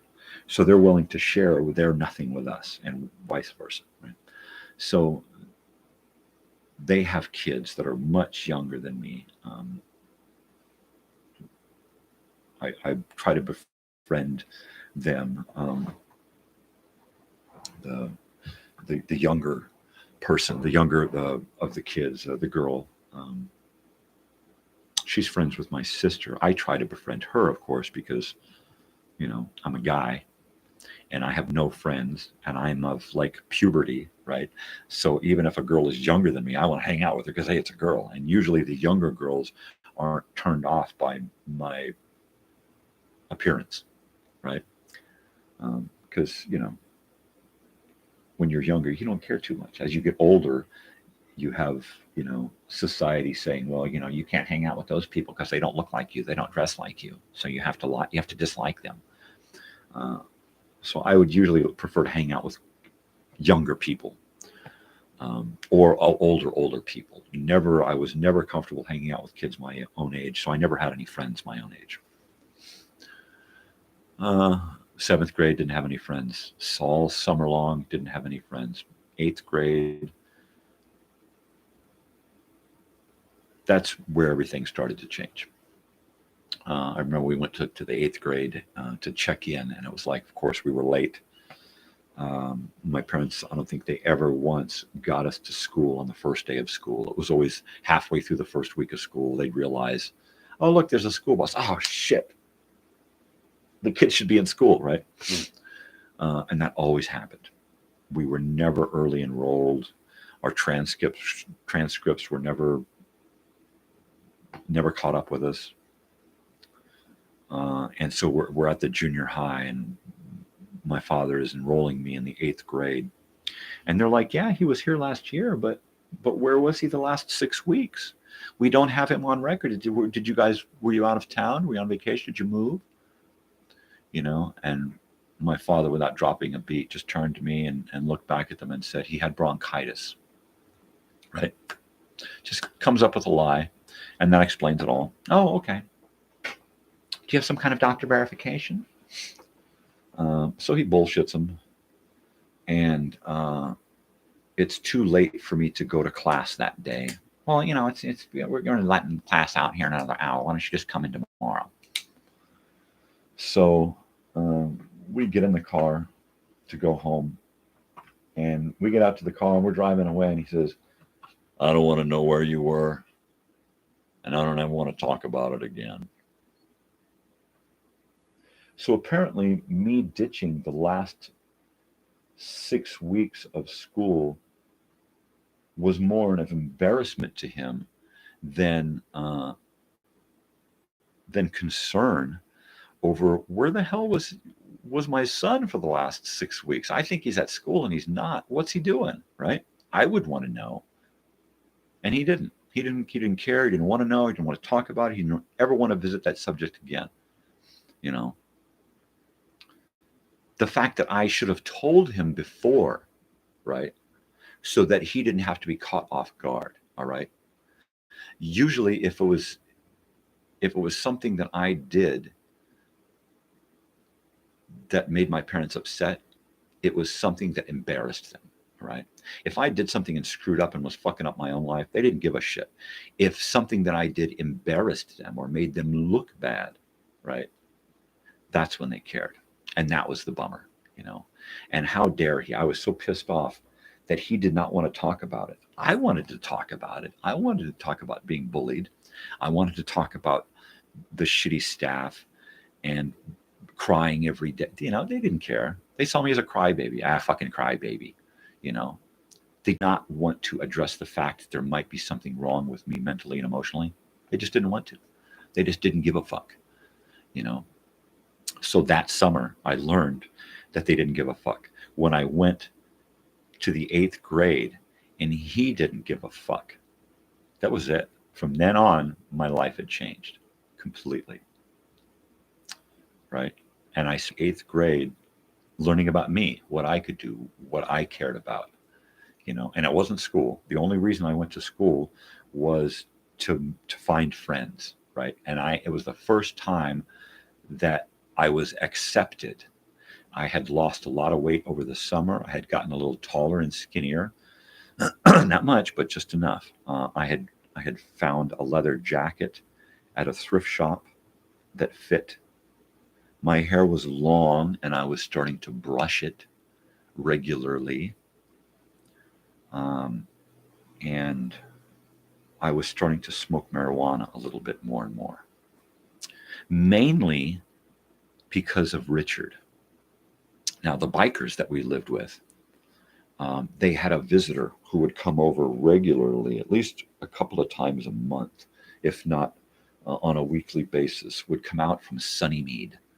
Out in the Merino Valley area now. There's a place out there called Sunnymead that used to be the whole area. Richard, I don't remember his last name. He was a, the way we called it back then was mentally retarded. Okay, he was a mentally retarded individual. We don't refer to them now, or people. He was...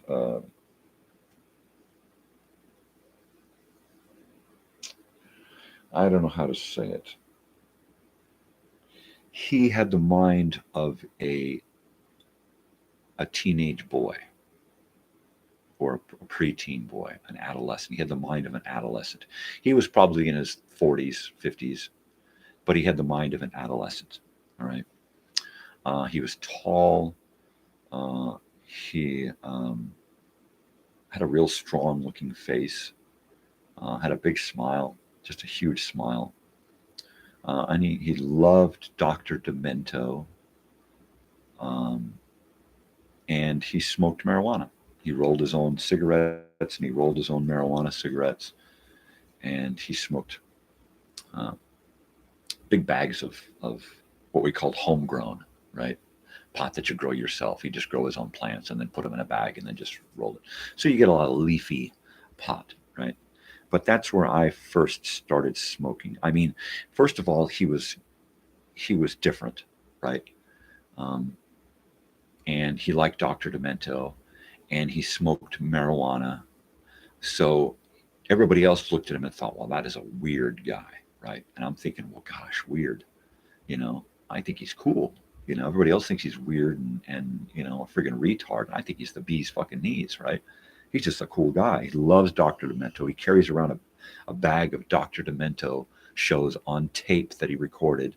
He's got this cool little tape player, right? And we would sit around in this house and listen to Dr. Demento and talk about Dr. Demento and smoke marijuana, right?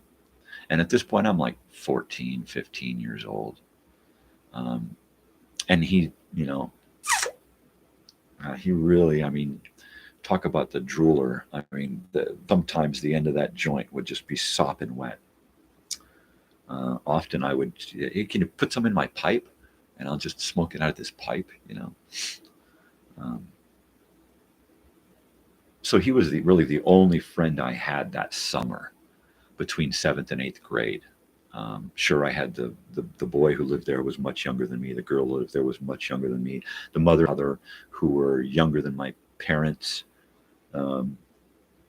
but different. They were bikers and they were different. So everything they did was different. There was this guy who lived with them, a friend of theirs who came, and they had this building, a little 2-room building that used to be an antique store. And the owners of the property that they rented the property from had this old antique store on the property. And it was still filled with antiques, glass and stuff. And they brought a guy over to live, and he actually went into this building and they started selling off the stuff in this. I guess the owner said, just get rid of all this shit. And so, there'd be yard sales and stuff set up. I can't remember what this guy's name, Tony or Johnny or something. But he was kind of an odd duck. He had this big, giant, long Dodge van that was a U.S. forestry van. So it was green, right? And he had that and this International Scout 4-wheel drive truck with no top on it that he was rebuilding. And he would use the stuff from the yard sale to buy things to fix up his van and his truck, paint and parts and stuff. And I remember he was selling off a bunch of pornographic magazines and little pulp porn novels, right? Little 10-cent porn books. And it was no pictures, just reading. So I was like 14 or 15. So I got off on that shot. I thought that was pretty cool. Of course, I had been raised around pornography my entire childhood. So it was nothing new to me. So I acquired a lot of his pornographic paraphernalia there and would sit for hours reading books, trying to get other people to check the stuff out, but mostly it was just me. And then I get to the 8th grade and I start meeting people. By this time, we moved to another location in Lake Elsinore on Riverside Drive on Joy Street, the front yard of another family that we know from the same place and period, from Murietta. So we move over there. My sister is friends with the girl and moves in with them. So she's out of the bus really quick. My brother is now in his second or third year of high school, right? Second year of high school. And of course, at some point, he gets kicked out uh, of high school because of, of drugs. But um, like most of the people in town. Uh, so now we are within walking distance of the junior high in the 8th grade. And my sister's friend is my age. So she's in the junior high. So in the mornings, we would walk along the beach of the lake all the way to the down lake shore to the junior high, which was, oh, I don't know, a 30-minute, 45-minute walk at a good clip. Um, Quite often we were late. You know, she didn't have the ideal home life um, as well. So things would be pretty tough in the mornings um, for the both of us. Um, Quite often I didn't get to eat breakfast. I imagine that she ate breakfast a lot. Um, we were friends by way of my sister, right? And the fact that we had gone to school together in Murietta. Um, so we were kind of friends. I mean, I was very, very enamored by her. I was attracted to her. At one point, I was very, very much in love with this girl, um, knowing full well that she don't want to have nothing to do with me. I'm a grubby little freak, and nobody ever wants to have anything to do with me. Um, so, that's the way that was. Um, but to this day, I still look back on the memories of going walking in the mornings to school with her with great fondness, because it was one of the very few times in my life where I'd actually get to talk to a girl my own age and not feel like I was a complete freak or misfit. Of course, mainly because the way she grew up was very similar to the way I grew up, in poverty and having to worry about clean clothes and food and that kind of stuff more than the average kid. So yeah, we had a lot in common. So it was easy for us to talk. But at the same time, once we got to school, we both went our own ways, and we had nothing to do with each other. Um, Mainly because nobody wants to be seen with me. Um, at some point, I start to make friends with kids in the 8th grade, because there are kids like me, not completely like me, but there are kids who aren't necessarily living the perfect nuclear family life, nuclear, whatever. So I start to make friends with kids, John and Lauren, and and a few other. Scott eventually shows up, but the one kid that pretty much set it all off was Andy. I didn't see Andy, and I didn't know Andy in school, because he was such a troublemaker that by the time he got to the 7th grade and I was in the 8th grade, he was no longer allowed to be in class with everyone else. He was such a troublemaker that he had to go to a special class every day, all day long. CAP, right? I think is what they called it. Or they had a weird name for it. But the instructor was Mr. Dees, and he was more like a probation officer than he was a teacher, right? Um, so on occasion, these troublemaker kids would get out of class to go use the restroom, or quite often they weren't allowed to have lunch with the other students because they were such troublemakers. But um, on this one morning, I was in there taking a leak, and Andy came in to use the restroom from his class. And of course, we both look at each other like, hey, man, you're like me, you know? And we come upon the subject of smoking. And I'm like, yeah, I got a joint. You want a joint? You want to buy a joint? $2, right? And so we start debating over the price versus the quality and that kind of stuff, right? Because he's got older brothers, so he's thinking like his older brothers. Well, how good is it? Is it good stuff? Is it worth the $2? Is it garbage? Is it homegrown? Is it leaf? So we, well, why don't we just get this together after school and we'll just, we'll smoke it. So we decide to get together after school and just smoke the joint rather than worry about it. And we do. And eventually I start hanging out with him at lunch.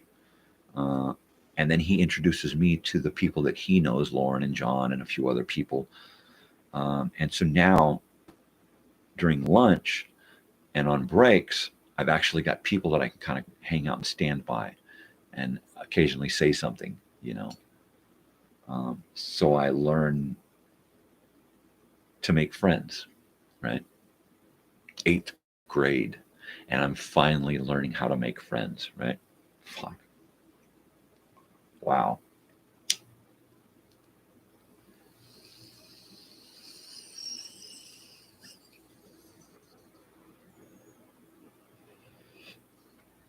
Well, we're just about the end of hour 2. And this is my 3rd hit.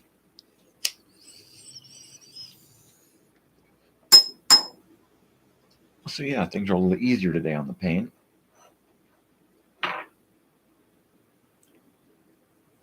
Some days I'm up to 3 or 4 bong hits by now.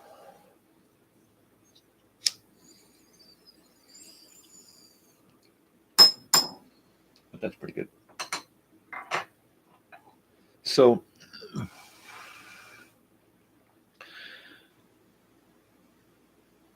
junior high, 8th grade, I meet Andy.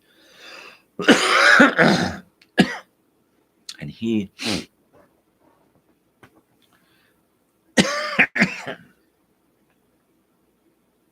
dresses like me. All right. Of course, he's got clean clothes. He's got brand new jeans on. He's got a brand new shirt on. He's got a brand new jacket, brand new shoes. Everything on him is new. But you can tell he's a rebel, right? You can tell that he's different.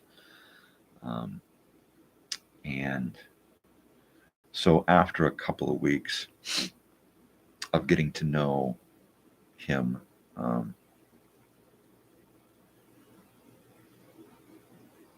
I started hanging out with him after school. And that's hard because I'm on Riverside Drive and he's around the side of the lake on Grand, back where I used to live. So if I want to see him, I got to hoof it on the bus and then up some streets and all kinds of weird stuff. So I don't get to see him a whole lot. It's not until we relocate again and we are on Grand Avenue again, and we're just half a mile or so down from his street. And he's the only phone number that I remember, right? From those days. It was 619 back then, because the whole area was like 619. It was like 619 was like reaching everywhere. 619-678-3262. 678-3262, and that's what his number was back then. And I used to remember Charles' number from my 5th grade. The only friend I had in the 5th grade, Charles. I used to remember his number. But yeah, so on occasion I would, once we moved over to Grand Avenue, and we were just about ready for summer, he'd be like, hey dude, what's up? And he started doing these. His parents worked at casinos in Lake Elsinore and in Los Angeles. And they're gone all night long, right? They're gone. Even if they're working in Lake Elsinore, they're still half a lake away. And unless they're going to get sick or something and have to come home, they're gone all night. And they're like dealers, right? Card dealers. So more than likely they're going to stay and work, because not only do they need the hours, but they need those tips. Most casino workers make their money in tips, right? And the better you are, the more rapport and clientele you have, the more you make in tips. And they were like that. They were important people. So they would be gone all night long, right? They would be gone late, like 9 or 10 at night, till like early the next morning. So he started inviting friends up for the nighttime overnight, right? Rather than come over and have a sleepover, the traditional sleepover. Hey, Mom, my friends are here. Can you make some popcorn? We're going to watch a movie. All right, you guys don't stay up too late. Be asleep by midnight. If I hear you, I'm coming down. It was never like that. It was always, all right, show up at 9, but wait down the street in a tree under a bush, wait down there until I come out and give you the sign that my parents are gone. Because sometimes they leave late, sometimes one leaves, and then you don't want to walk up just as the other one's leaving, right? So we would hike up Blackwell to Zeller, and then hang out on Zeller. And it was Adelpha and Zeller, and then Cottrell, Collier, I can't remember. So we're hanging out on this corner until Andy comes out and does all of this. So then it'll be me and Art and whoever else happens there that night. I remember one night, my sister wanted to go, and she's 2 years younger than me, right? She wanted to go, and I'm thinking, oh, God, my sister, and how am I going to explain? So I don't mind hanging out with my sister. My sister and I were pretty good friends back then because I didn't have any friends. So I spent a lot of time hanging out with my sister and her friends. Her friends are girls, so I get to hang out with girls. Oh, hell yeah, right?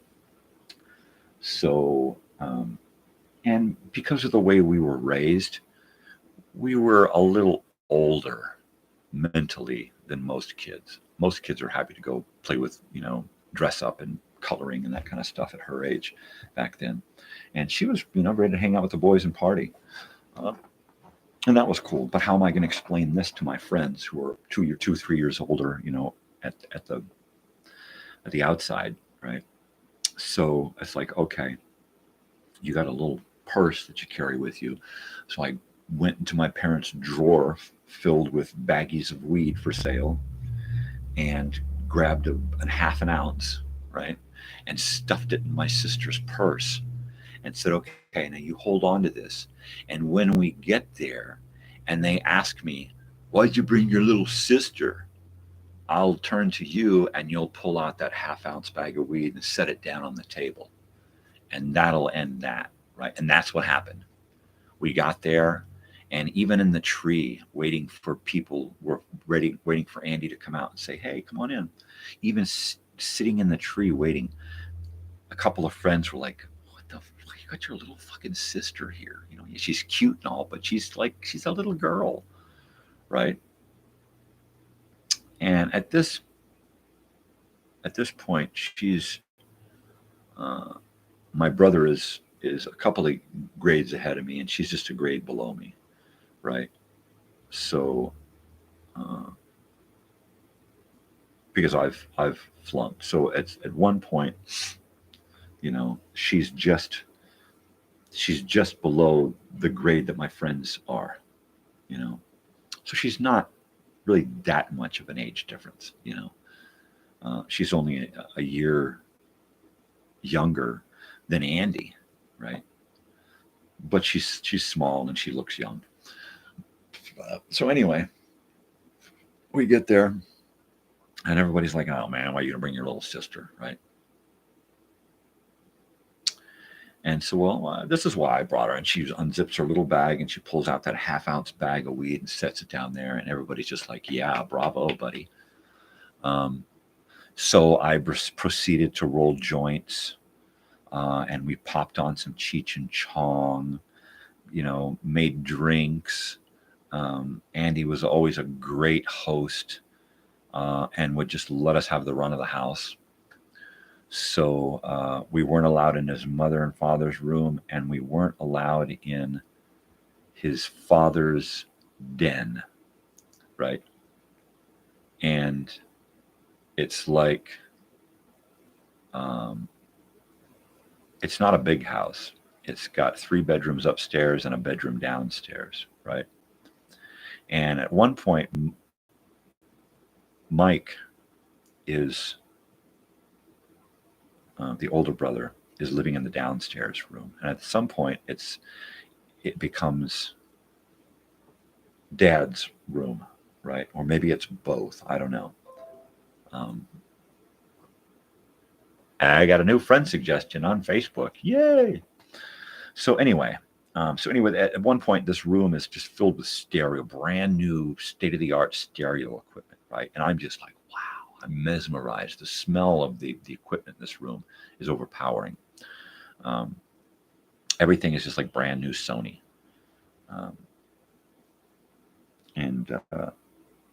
So that was one of the places where you could just like peek your head and go, wow, man, that's cool. Like I said, Andy was a great host. There was always food. If there wasn't anything in the fridge, quite often the fridge would be like bare, except for like a pot of leftover spaghetti or something, and we'd just mac on that. Or we'd raid the cabinet and find something to create.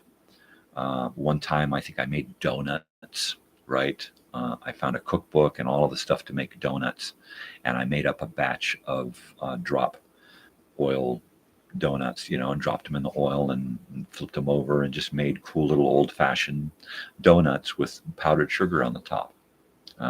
One night we thawed out steaks out of the freezer and cooked up steaks. We would just, make a box of macaroni and cheese. We would just, halfway through the night, everybody'd be hungry and, or through the morning, and it'd be time to fucking find some food. And then the big thing was trying to get everybody to stay awake towards the end of the morning to get out of there before the parents showed up. One time,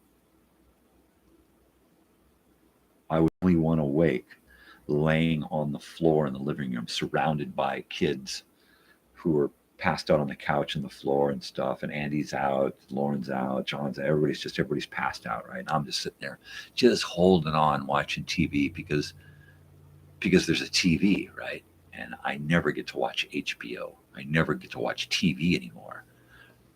And so I'm like, one of my favorite things about actually having a friend is having a friend to go hang out and watch TV with. So by the end of the night, I'm just watching whatever cool movie is on at this point. And the door opens up, and there's Andy's stepfather, standing in the doorway, just glaring down at all of us. And I'm trying my hardest to pretend like I'm asleep, right? And he slams the door, and everybody gets up, and he looks at Andy and he says, "Come here, get these fucking kids out of here and come here." So we're all hustled out, and I could just feel Andy getting punched in the face over this. And he did, he got in a lot of trouble over that. But we were, within a couple of weekends, we were right back at it again, doing it again. You got to have friends.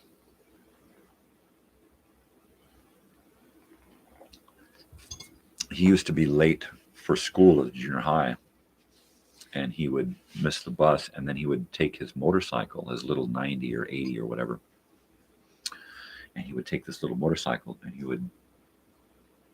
would leave the house, but he wasn't allowed to ride this motorcycle, and he would take off. and show up at school and have to hide this motorcycle in the bushes and go into class late, and then try to get out of there without getting in trouble having a motorcycle, with no license on it. It's a little kid's off-road dirt bike, right? So he'd have to then hightail it home and then sneak it down into the garage before his parents would wake up, right? Because they're not going to sleep forever. And then he'd get in trouble for that. And he was always getting in trouble, mainly because his stepfather was an asshole. And Andy just couldn't do anything right, but I know the feeling. And, but yeah, we had a lot of fun during that period.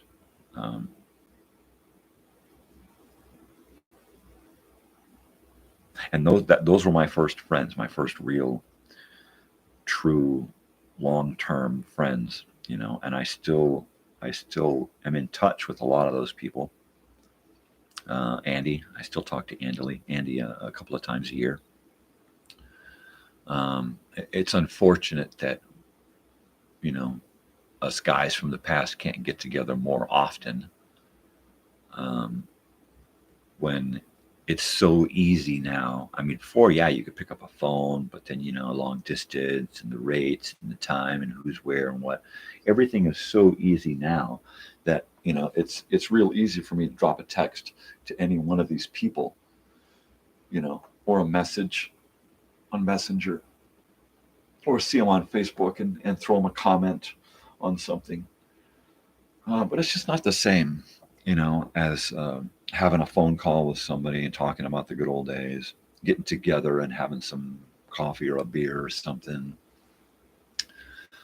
It seems like social media has taken socializing out of the real life experience, right?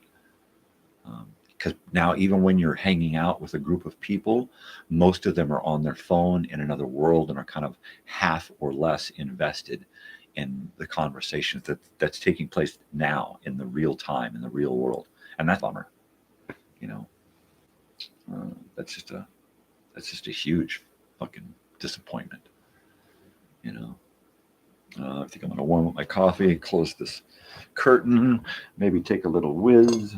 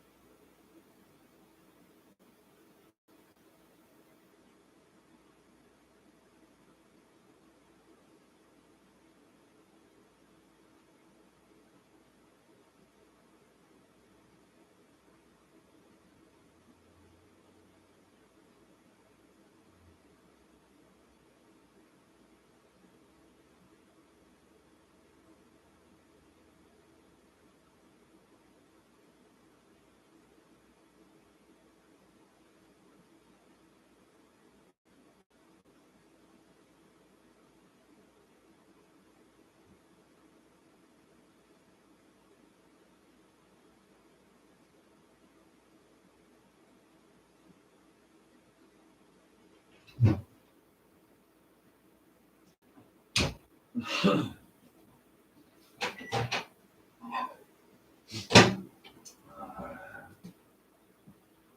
and out. Mm-hmm. Mm-hmm.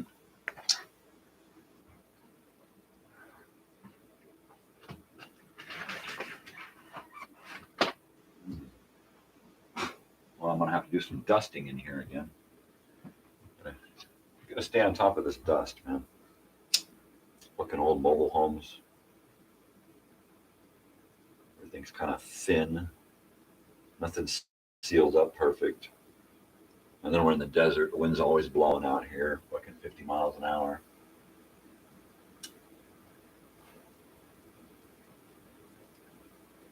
So yeah, back in, that was right about the time, 1981, 82.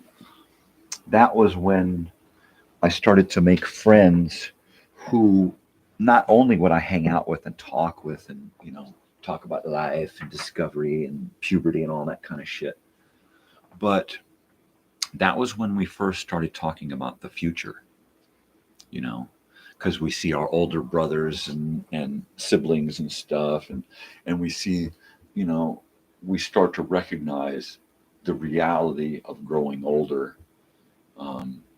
And yeah, that's when we first started talking about, you know, what it was going to be like when we were older. You know, what are we going to do?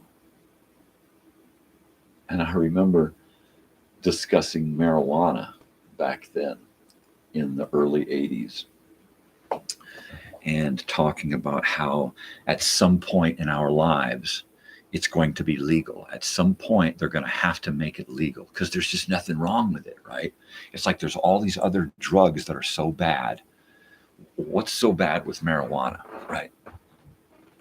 And so that was our thinking back then. It's at some point it's going to become legal. There's just no ifs, ands, or buts, right? And what's that going to be like? Just walking into a store and saying, yeah, give me a pack of Marlboro Reds and a pack of Marlboro cannabis, right?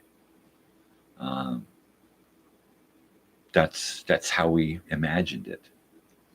And we thought, well, gosh, wouldn't that be cool if that happened, you know? And then boom, you know, now I can just pick up the phone. I don't even have to go to a store. And they don't sell it in a regular store, which is the thing. That's the difference.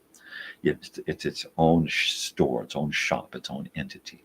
You can't just go into a regular store and buy edibles or gummies or cannabis this or smokes or whatever. You just can't. And that's the difference. It's like, you know, in order to sell alcohol or tobacco, you have to have a license with the ATF, right? So kind of the same kind of thinking, right? But we also used to think about, you know, what's it going to be like for us as older people? You know, we're all going to still be friends. We're all going to hang out together. We're going to get together on occasion and, you know, be those old guys sitting on the porch getting high together, you know. And it's kind of funny that the marijuana thing happened, but the closeness, the brotherhood, the camaraderie thing kind of waned. It just kind of faded away with time, with distance, with change, right? I'm pretty much unchanged. I haven't allowed time or the harshness of life's realities to change me at my core. You know, I'm still that same kid that I was at 15 years old. I've got a lot of experiences under my belt, but I'm still that same kid. I still try to look at life as I did through my 15-year-old, 16-year-old eyes, because life is a happier place like that. You know, yeah, I'm older and I'm responsible and I'm wiser and I do the things that are required of me, but at the same time, I'm happy being that kid still. You know, I can put on a movie that I've seen a million times and look at it and watch it through those young eyes, as though, you know, I'm back then watching, like Stripes or Caveman I just watched the other day. And every time I hear the songs or the sounds or the sights of these movies and stuff, yeah, I'm right back there again. You know, I see Caveman and I'm sitting on Punker Paul's living room floor, you know, eating a bologna sandwich, just loving it, you know. Yeah, totally. Yeah, just a little sight or sound or smell or taste or something can just set me back, way back.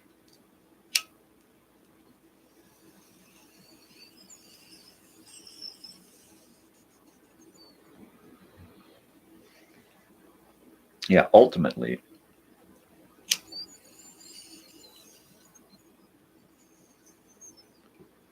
if I could use this YouTube experience for one thing, it would be to create that link again between me and the guys and gals from the past.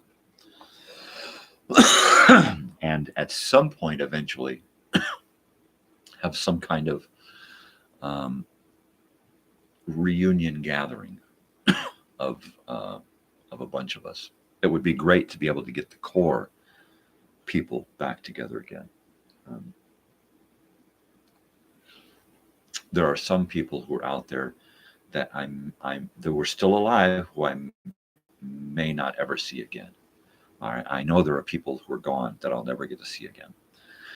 But then there are also people out there who are still, that I don't want to ever see again. Right? There's like a very few people. I mean, most of the people are like, no matter what, I still want to see you again. And then there are the occasional human who just does not deserve a place in my life at this point. And you know who you are, and you know why. And, you know, that's okay. If I have to see those people in order to see everyone else, I can deal with that. You know, it doesn't mean that I have to accept those people back into my life, you know.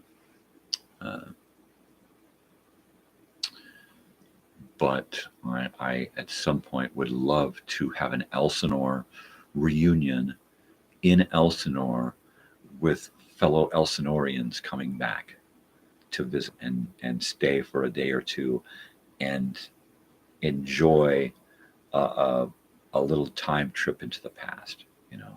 And if I am going to do some kind of reunion, it is going to be unlike anything ever, right? It's like, sure, you can, you know, invite a bunch of people over to a house for the day and we'll eat and we'll talk and we'll party and then it's over, right? And I'm thinking, that's too easy. Why not we do a 3-day weekend, right? And we hold it in a place like on the lake, like Elsinore West Marina, Roadrunner, Cranes, something like that, right? Where we have a big piece of real estate to ourselves, all right? And I've worked this out. I've already worked this out ahead of time with the facilities, trying to plan something a couple of years back. I got to a point where I had everything planned and ready to go, and I knew full well that the people who I wanted to be there were not going to be there. And I just decided to put a kibosh on the whole fucking thing.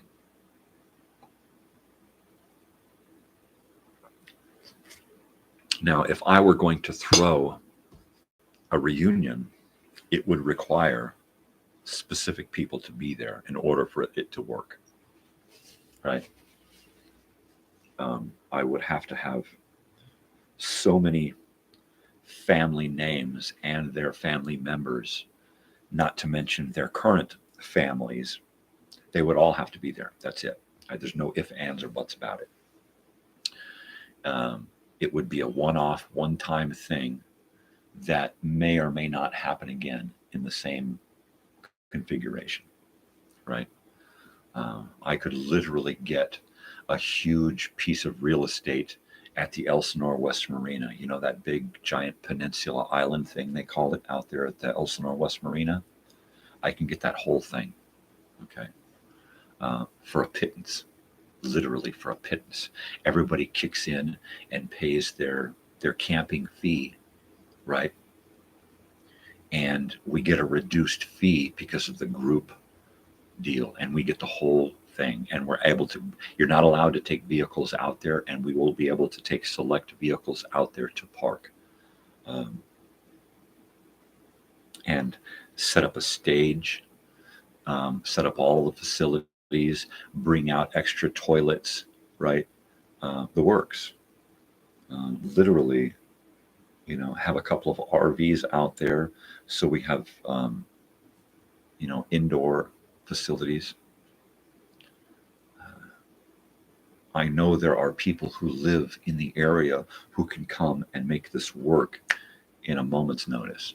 You know, I could show up a week ahead of time, stay with friends, and build the stage and get everything set out there, and then start staying out there in my van, and actually get everything set up so that on the Friday of the 3-day weekend,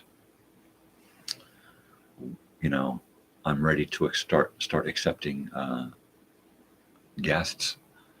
You know, I mean, literally set up tents, maybe even set up a yurt, a stage, outdoor screening area for family movies and slides.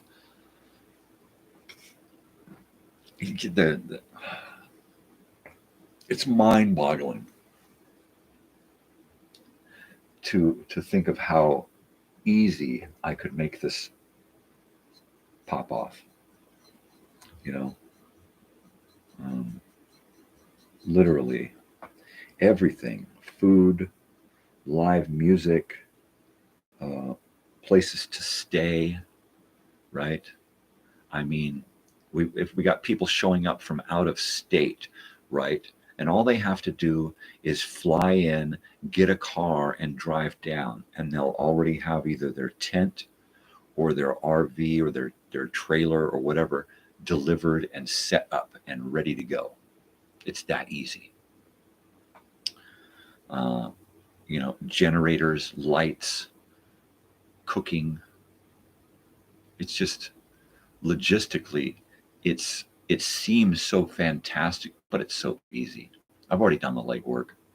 You know, it'd be so easy to go right back and pick up where I left off and say, okay, the following year, this is the day that we're going to all meet, right? And it would have to be in a summer,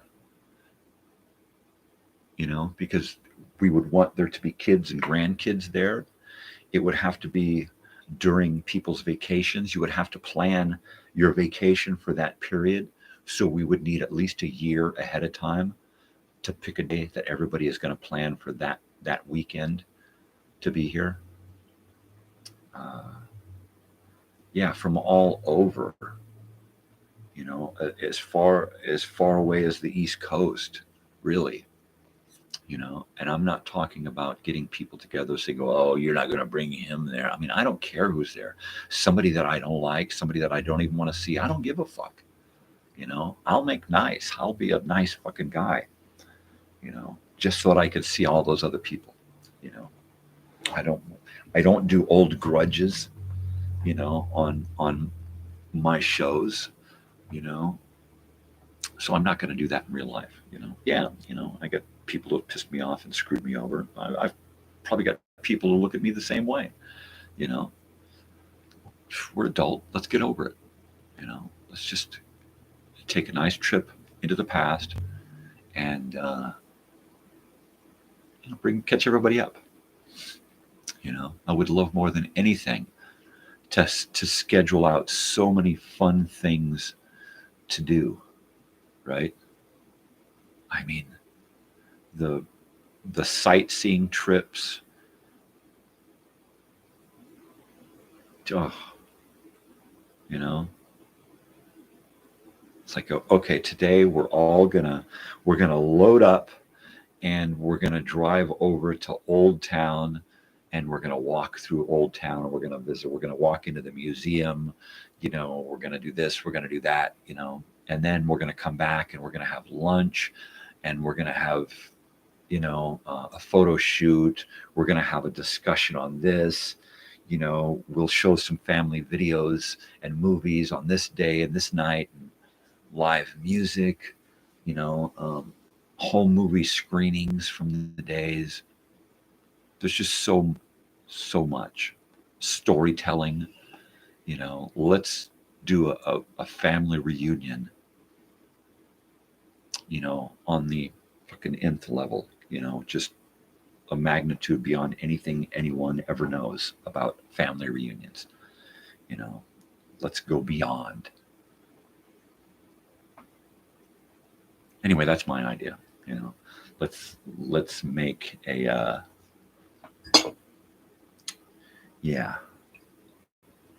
let's make normal family reunions look like Junior's second birthday party.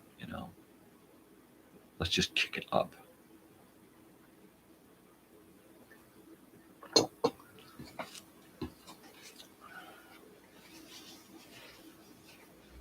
Wow. I am totally, wow. See, now I'm thinking that if I were to come along the middle of this summer and say, okay, look, here is the period, right? It's got to be at the end of summer school and before fall classes, so that no matter what, people can make it. And that looks like early to mid-August, right? Somewhere in there. So that's what I'm thinking. The weather is still good. It's still summer. It's a year away, so people can plan for their vacation, But I would literally have to know, okay, look, this family's going to be there. They're going to send in these representatives this time. This family is going to be there. The whole family, got to have my best friend and his wife and their kids, and set it up so that it is a family reunion of families, right? There are some people who are still alive who are not going to be there, who just are going to refuse to be there because, their life requires them to be closed-minded. And I understand that. Some people have no choice but to go a different way, and they can't go back. And that's a bummer. I'm pretty flexible. Like I said, I'm middle of the road on just about everything. So it's pretty easy to get me to go along with something on my own level, and I don't have to think about it. Well, I don't want to be there on their level because now I'm going to be there again, and I don't want to be there again. And you don't have to be. You can come and take part on your own level, your own capacity. Yeah, they'll be drinking and smoking, but we're not going to be like, you got to drink, man. Here, take this, just smoke this, man. Because we're adults, and we can do this in a way that is going to be accepting for everyone, right? And that's pretty heavy.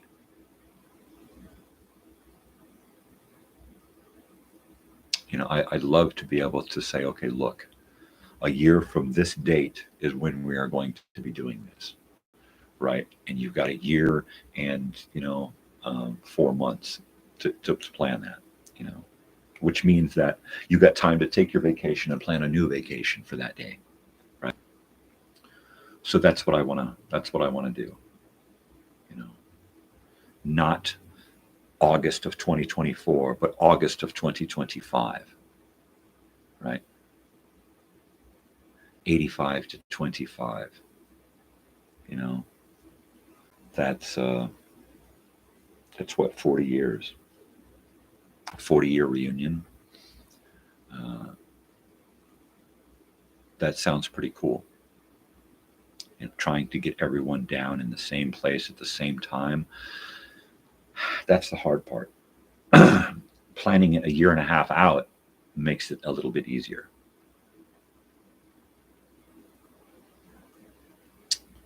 Which means I'm going to have to look at calendars and try to get dates figured out so that I can plan for that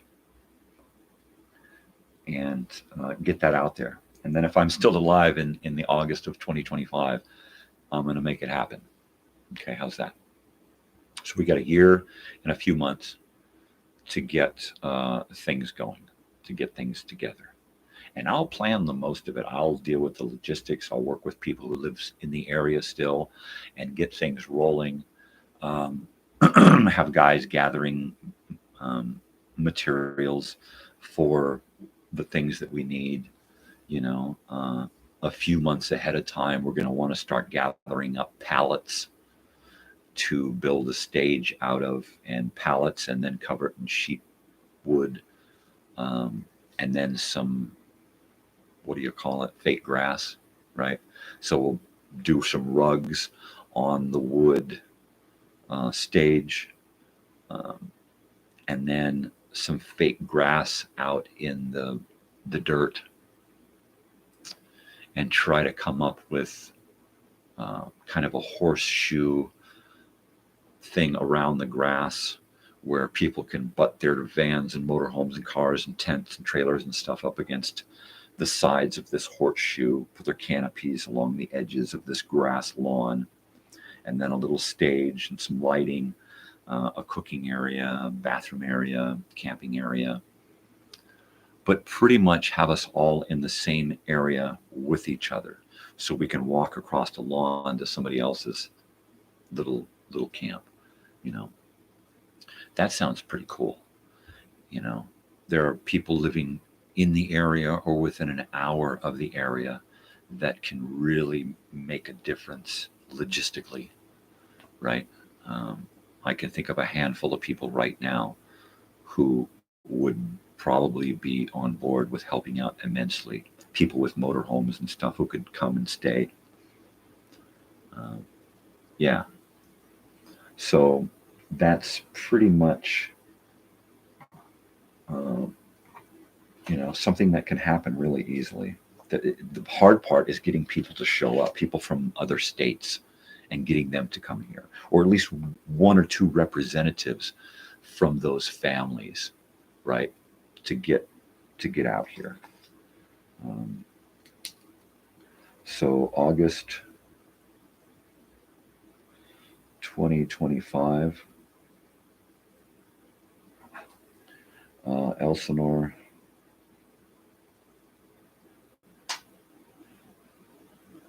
reunion weekend. All right. And, you know, I want people to be there, but I also want to do live events and recorded events for the people who can't be there. So not only can they be there to help in the events, you know, taking place via, you know, FaceTime and comments and stuff and videos and live shit, you know, but also to get them to say, like, you want to come next year, because if we do this again, you're going to want to be there, you know. And at the end, are we going to say, you know, yeah, let's do it again, or are we just jerking ourselves off, right? So yeah, coming up with a plan, a schedule, an agenda, you know, a list of things that people in the area can accomplish, and then I can bring things down, stay in the area, get things together beforehand, and then take things apart after. Plan on a whole, you know, week of being there, and then a weekend of the actual event, you know, getting, you know, stuff on the water, stuff in the Ortega Mountains, just a whole host of activities. for the area. Let's get us a boat, a pontoon. Let's get out on the water. Let's do stuff on the water. Let's go to the mountains. Let's take a trip up into the Ortega Mountains for a couple of hours and do some walking up there. Let's spend some time on the lake. Let's spend some time in town and around town. And then have events planned so that, okay, well, you need to be back for lunch because after lunch, we're going to do this. So even if you're not going to eat here, you need to be back because this is going to be happening. Home movies, slideshows, catching up with people's lives. The music and having different people show up from all walks of life just to hang out and do some entertainment. I would love to get some friends from up here to come down and hang out and be a part, because it's not just about old family, it's about new family too. And if I want to see you, I want to see your kids and your grandkids, and if they got a significant group of people, then they're coming too. I want to see those groups of kids that that were us. And that's pretty cool. 4.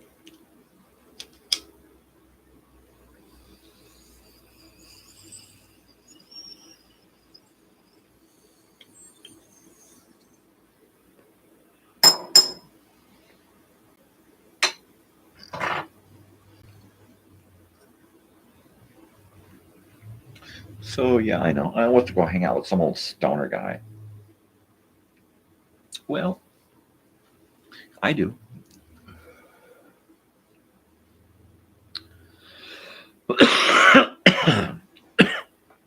And it's not about that. It's not about sitting around and doing this. Sure, in the mornings over that weekend, that's exactly where you'll find me. You'll find me cooking up a big pot of coffee and sitting out somewhere watching the sunrise, smoking a joint, probably recording something or listening to some music or something, right? So mornings are going to be more like this, the show. But the rest of the time is going to be more like a reunion. Let's do some things. Let's get together, have some fun, talk, hang out.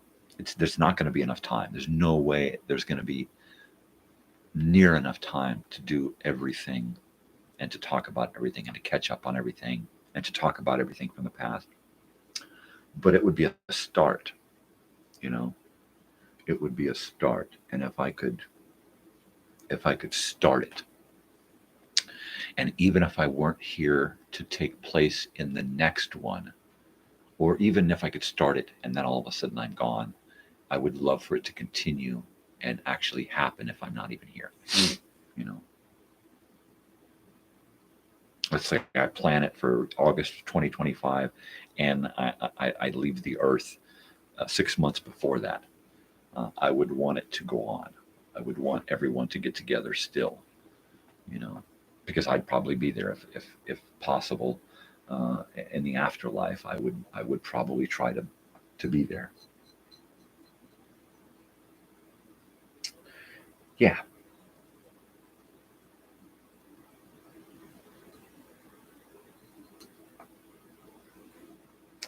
So that's a long-term goal of mine, is to facilitate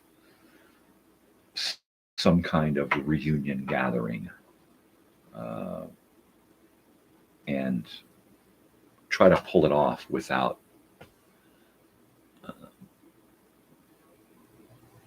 any damage to anyone. I mean, I don't want to get people together who are just gonna hold on to old fucking grudges. I mean, I'm one who can't let go of shit. I'm willing to let go of a lot of shit. You get to a certain age and you realize it ain't worth it to hold on to all that shit, and sometimes you got to talk yourself into it. All of this months of this show has been me talking myself into getting back into the world, getting to know you getting to know me, and it just keeps expanding. I've got more people who watch the show from other parts of the world, right, than people who I actually know, right? And that says something. People from my past, I would bet that probably no one from my past watches this show. More likely people from my present and my present past and my future, because I got people showing up on the show on occasion from elsewhere, outside the country, and that's cool. But I need to make a better connection with those here in this country, because it won't take long before we'll all be gone, i.e. my channel here. Let's save as much of me as possible before I'm gone. Totally. I don't envy the day that I'm going to have to try to record all of my live programming onto DVD, right? But that's something that I'm going to need to do. I'm going to need to take all of my shows and put them onto DVD and catalog them, so that at some point, if YouTube has evaporated, my memories haven't, right? And that's possible, because nothing is forever. So I'm assuming that at some point I'm going to have to gather up all of my videos that I don't already have, the ones that I uploaded, but the ones that are created on YouTube. I'm going to have to get them onto DVD, because it's easy to do that, right? You download it onto your computer, you record it you burn it onto a disc, and you burn on so many episodes at a time, so that each disc contains so many hours. At this point, it's going to be like one episode, half an episode per disc, right? Because these episodes just go on forever. So, but that's the plan, Stan, to take everything that I create and to dump it onto disc and onto hard drive, so that my daughter has it. All right, because I was left with home movies and home audio and stuff, and copies of that are going to be handed down to my daughter, along with copies of everything that I'm doing, right? All of my music, my lyrics, my songs, audio, the video, every piece of video that I do, she'll be looking through. She'll have so much to look back at, not to mention the hundreds of thousands of photographs that I have on hard drive, right? So she has such a host of memories recorded for posterity, right? Even if she never has a chance to view it all, at some point I may upload every single one of my videos up to the Internet Archive and create my own collection, right? Now that's time consuming. But if I realize that I'm reaching the end and I've got X amount of time left, I'll probably spend much of that time archiving everything there is about me, so that I'm still there in some form, right?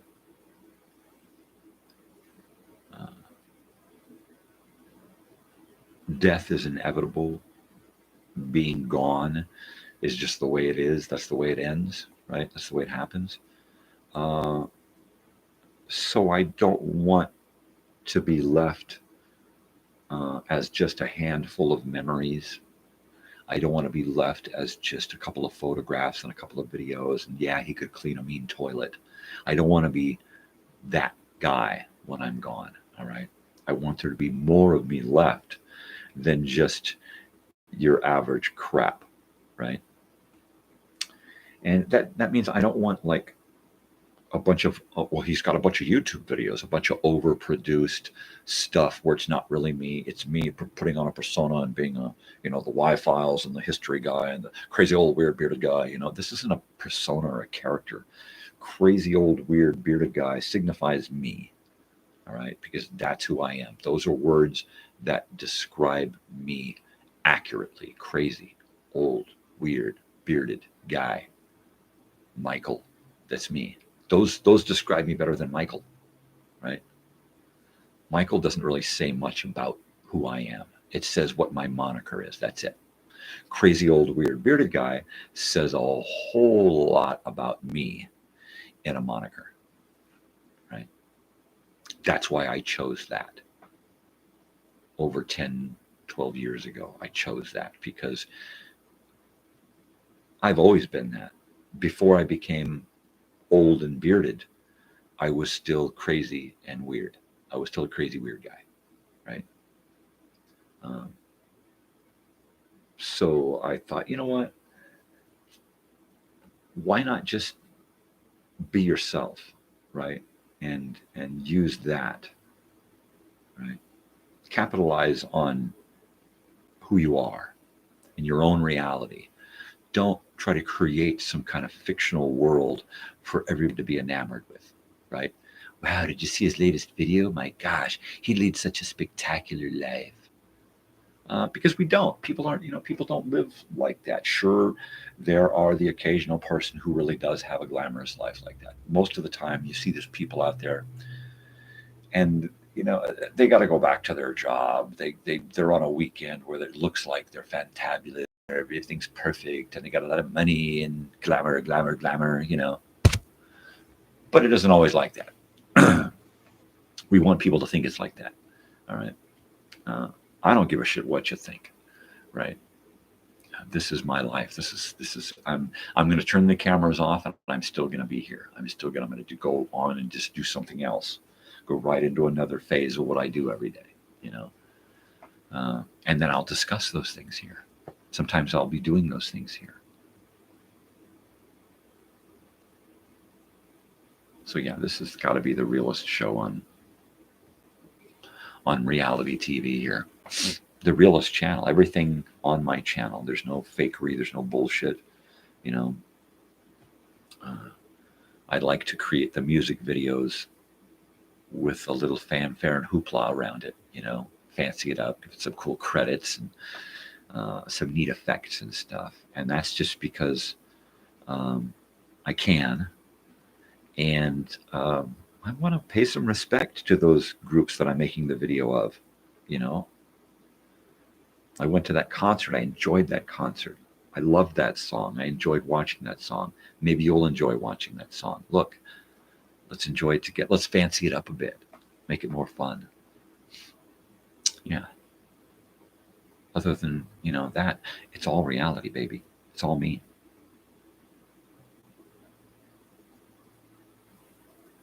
I get that point where you go, wow, man, it's like I'm just about finished with the third hour and I don't know where to go from here, but I'll probably be on for another 2 hours, right? Yeah, you know what? I'm going to get some more coffee. That's what I'm going to do. Ooh, my tummy says a bumbly, rumbly bumbly.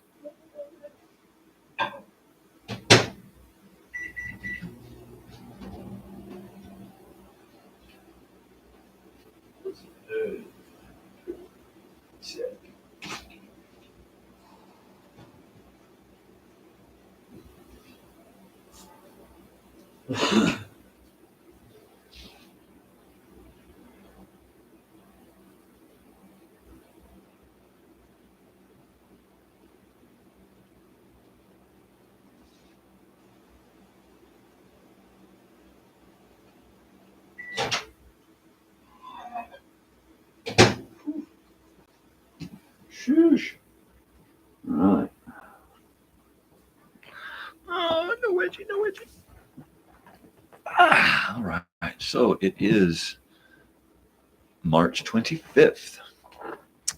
I believe my father's birthday is a couple of days on the 28th. But yeah, we never kept up with birthdays in my family. But yeah, so it's for a lot of people, it's spring break right now. I don't know what it's like around the world, but in the U.S., it's spring break is usually this week or next week or the week before the previous week. So it's usually around the same period of time. My daughter is on spring break. So she won't have, I think she's got some reading to do to catch up on. But she's on spring break for a week. So she's going to her best friend's, one of her best friend's house tonight to stay the night. Yay, she gets to get out and do something. She's so devoted to school and to responsibility. It's crazy to think that she's my daughter. Although I've always been a pretty responsible guy, even when I was young. I mean, I ran away from home. Well, I left home. I didn't run away. I just said, fuck you, and walked out. So I left home at 15. I was in the 9th grade and got into a fight with my mother over something stupid. And just like junior high, I just decided, you know what? I don't get enough respect here. I don't get enough love, respect, understanding, caring. There's just nothing here. There's no reason for me to, I will occasionally get clean clothes. I will occasionally get something good to eat, but most of the time I can get high. That was the only thing I had at home, right? Was I could get high at home. And that was pretty much the only thing keeping me there. And at 15, it just became not enough. And I was out. So I've always been, one to take care of myself. But, I would love to, back to the whole reunion thing. That's one of those things. There's a lot of things have been happening in my life lately that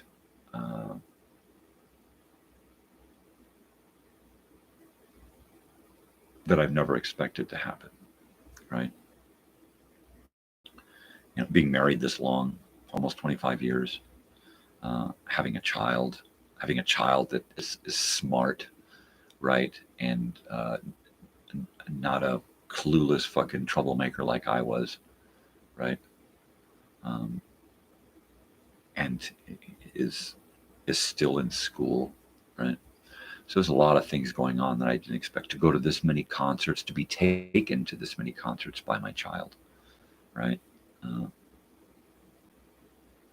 To be able to meet the people that I know, to be able to meet the celebrities that I've met, the idea in my head that anything is possible now, that that I could actually meet more people, more celebrities that I admire. I'd love to meet Lucas Nelson. That would be really, really neat. I don't ever expect to meet someone like Jeff Lynne, although now I get to go see him in concert in August. So that's something. But yeah, I mean, to be able to have a reunion, that would be something that would top all of it, right? To be able to see those people from the past that I really, really want to see, be way more exciting than going to an ELO concert, or going to see somebody that I've wanted to see for decades, right? It would be better than that.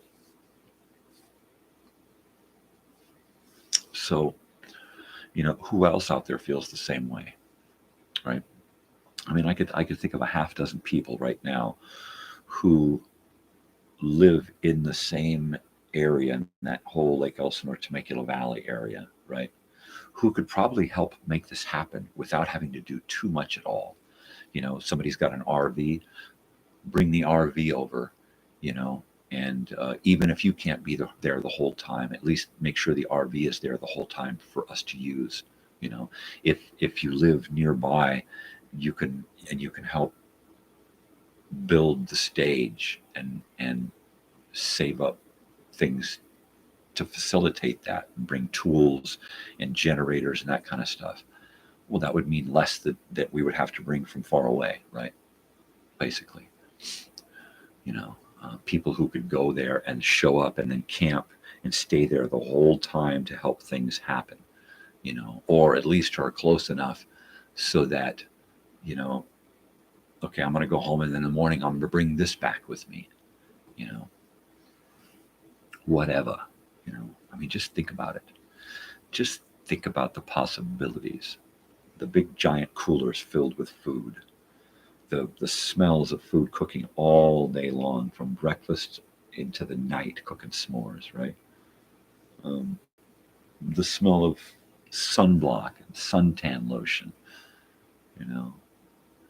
the sight of everybody walking around in shorts and bikinis, the idea of sitting together in chairs on a lawn, on blankets, looking up at a giant screen, watching old movies or family movies or slides or something, or sitting together watching live music of our period, I could totally get some fantastic entertainment set up, some just awesome activities, it would just be out of this world, hold interviews on stage with people to get us caught up in their lives, right? Just like we do the shows, have everything recorded, oh man, I get itchy just thinking about it. It's so simple, oh God, that seems like it would be so enormous undertaking. No, not really. I've already done the legwork. It's so easy to get a couple of outhouses, a couple of those porta potties, right? Out onto that big piece of property at the West Marina, go out there a few days ahead of time, clear some brush, create an area to put a lawn and build a stage, have a kitchen area and a bathroom area, and camping all the way around the lawn. I mean, just your tent opens out right onto the lawn, right? Your canopy's right there on the lawn, right there. Ugh. For 3 days, we could all be neighbors again, right? Separated by some fake grass. Dude.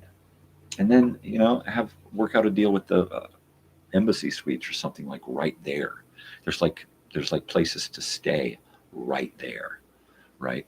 You could literally, get up in the morning, go to IHOP, and then come over and spend the rest of the day hanging out. Leave the kids and grandkids in the tent, and the older folks can go, my age folks can go get a room. I'm totally understanding with that. I'm going to be in a tent. I'm going to be in my van. My family may not be there the whole time. They may be coming down, for a night, a couple of days, and just in between, depending on what they got going on. I would have to put some of my life on hold. You have to find somebody else for that weekend. I ain't going to be around. And I don't do it that often. We never do that with work. We never say, oh, we're leaving town. I think we've done it once, maybe twice in the 6 years we've been working with the people we've been working with. Responsibility. I'm cool with responsibility. I'm also cool with hanging out and partying without it turning into a nightmare. It's like we're not there to get shit-faced like we were when we were young. We're there and maybe have a little buzz, but we're there to to reunite. That would be the main purpose. You know, wow, it is 8 a.m. We're at the top uh, of the hour. We've just completed 3 hours of the show. We're going on to 4 hours. The house is going to start waking up anytime. There you go. And then, I may or may not keep going if the house wakes up. It may get a little noisy. But like that, there you go.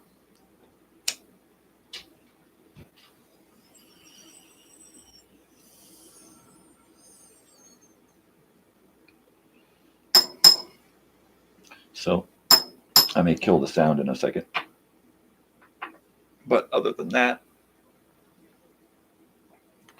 I think we've covered everything I wanted to cover this show. So if I do cut out early, it'll be okay.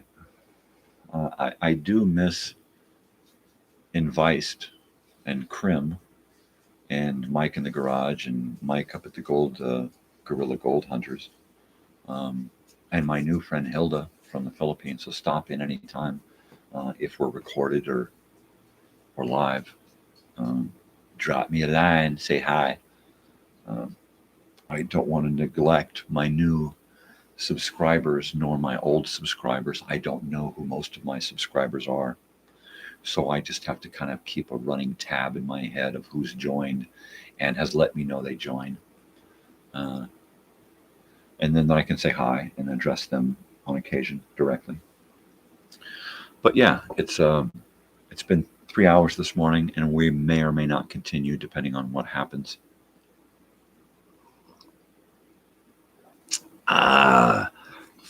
But it is Monday, soon to be known as Monday Movie Memories,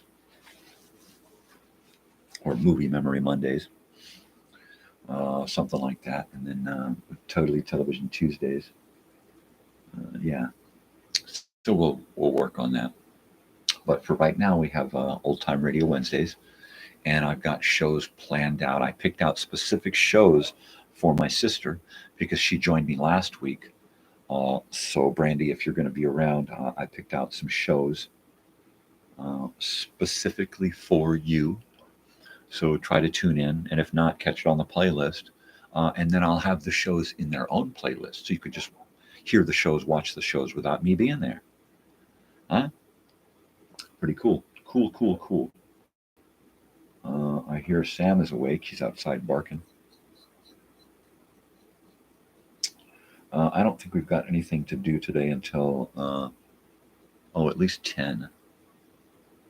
But we do have a few things to do today, which is totally awesome because I like to get out and do something every day now. I used to just be totally cool with staying at home and doing nothing and being depressed. And now I don't do that anymore. So give me a second here.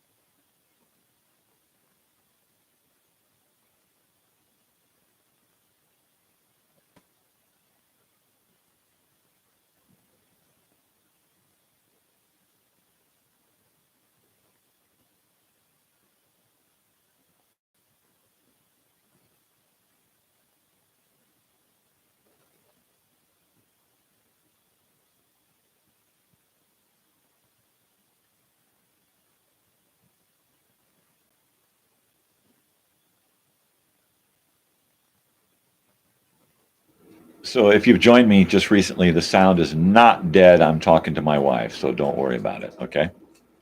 All right. I'll be right back.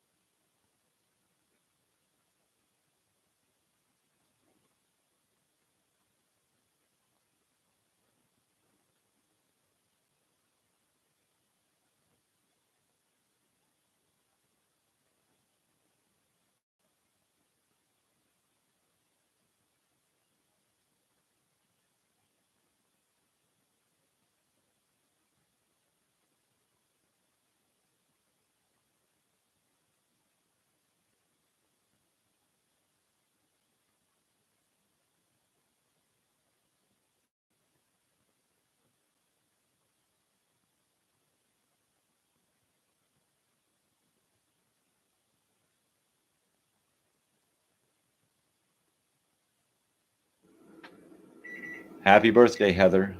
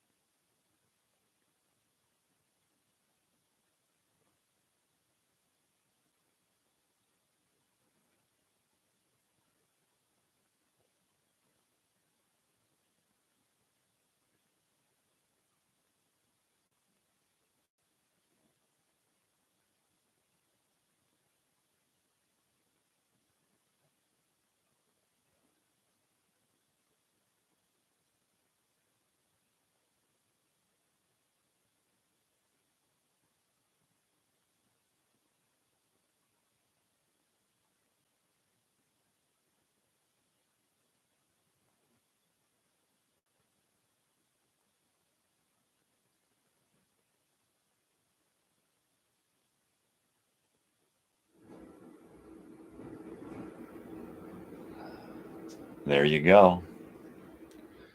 I had to throw the remote to my wife. She didn't want to come on camera. I don't know why. All we would see would be her arm. But that's cool. You know, my own family wants to be a fly on the wall. So I'm totally cool with that. Not everybody is made for this. Not everybody is made for being on camera. Uh, like I've said before, I was forced to be on camera as a child.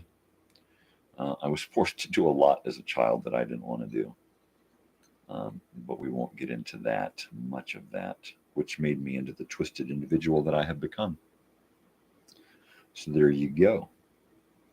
One thing I have learned throughout my years, especially through puberty, was to not put your bullshit or yourself onto somebody else. You know, of course, I didn't know that as a youth, as a teenager, as a young adult. It took me a few years to figure that out. You know, um, do unto others as you want them to do unto you, or don't do the things to people that you don't want done to you, right? And that's another thing. So there's that. Let's see who we got chimed in here. I have to look and see. I've got some messages. USPS. Let's see. What the hell is this? I've got a conversation with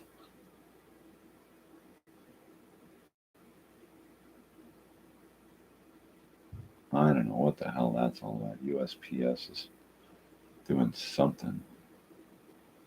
United Postal Service package delayed due to incorrect address. Please update at link. Oh, one of those things. Right? So at some point I have to deal with that.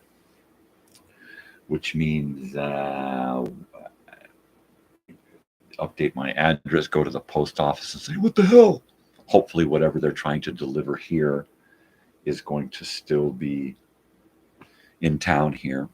So I guess that's what I'm doing on my way to work this morning, is going by the post office and finding out what the hell is up with my I knew something like this would happen, which is why season 3 of the morning show is going to begin after 32 episodes or more, depending on the length of the week and where my 32 lands, right?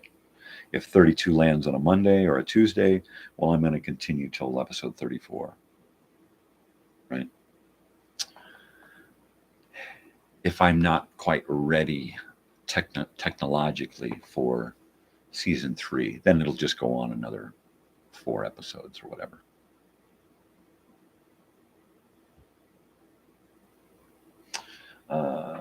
They were supposed to deliver things here. We're supposed to have an address here.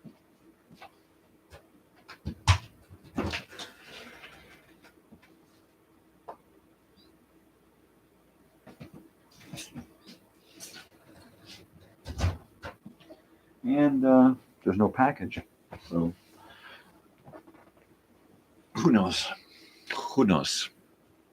You know, they got my P.O. box and they got my home address. You know, fucking pick one. You know, figure it out. Don't, you know, the computer says, duh. Well, use your fucking brain. Look up an address and go, yeah, that's the address there. Stupid computer. What the hell?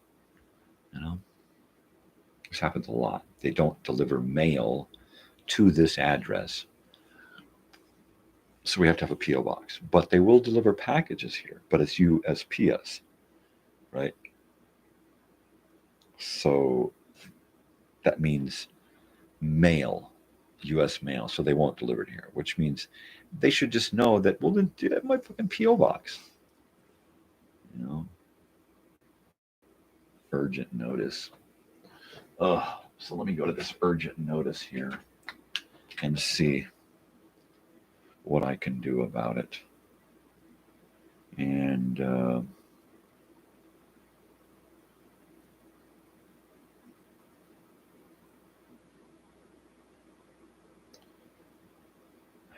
attackers on this site you're trying to visit might track you into installing software. Oh, of course. Well, I don't want to go here then.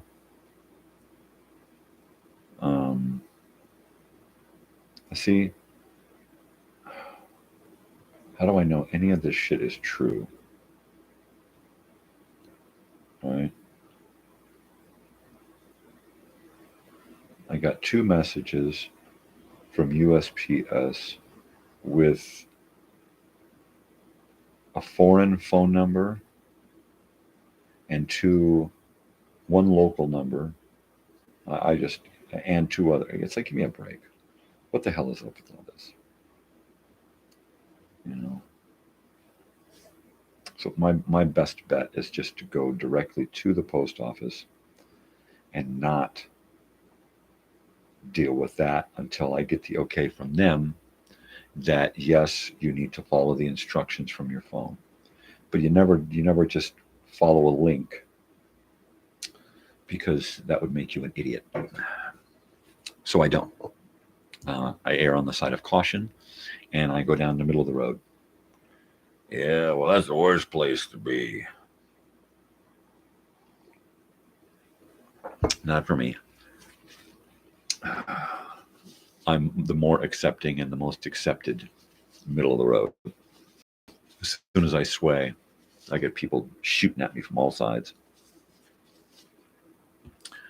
So it is 8, and it looks like we're going to be getting out of here at 9, so that I can get to the post office before 10, and then off to clean a house or 2, and that'll be fun.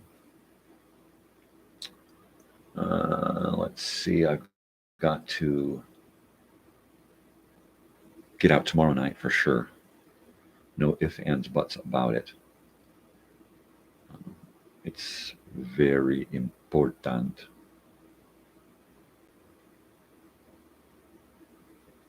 I keep meaning to get back to Real People, the TV show, mainly because I watched an episode last night. I try to watch a couple episodes a month at least. And I watched an episode last night, and there was this one funny guy that was on the show that they've gone through a couple of co-hosts, and he wasn't on the show. There was only 3 hosts: Sean Barber, what's her face, and what's his face, right? And Peter Billingsley was actually a guest host on the show. Little Peter Billingsley, Messy Marvin, right, from the commercials.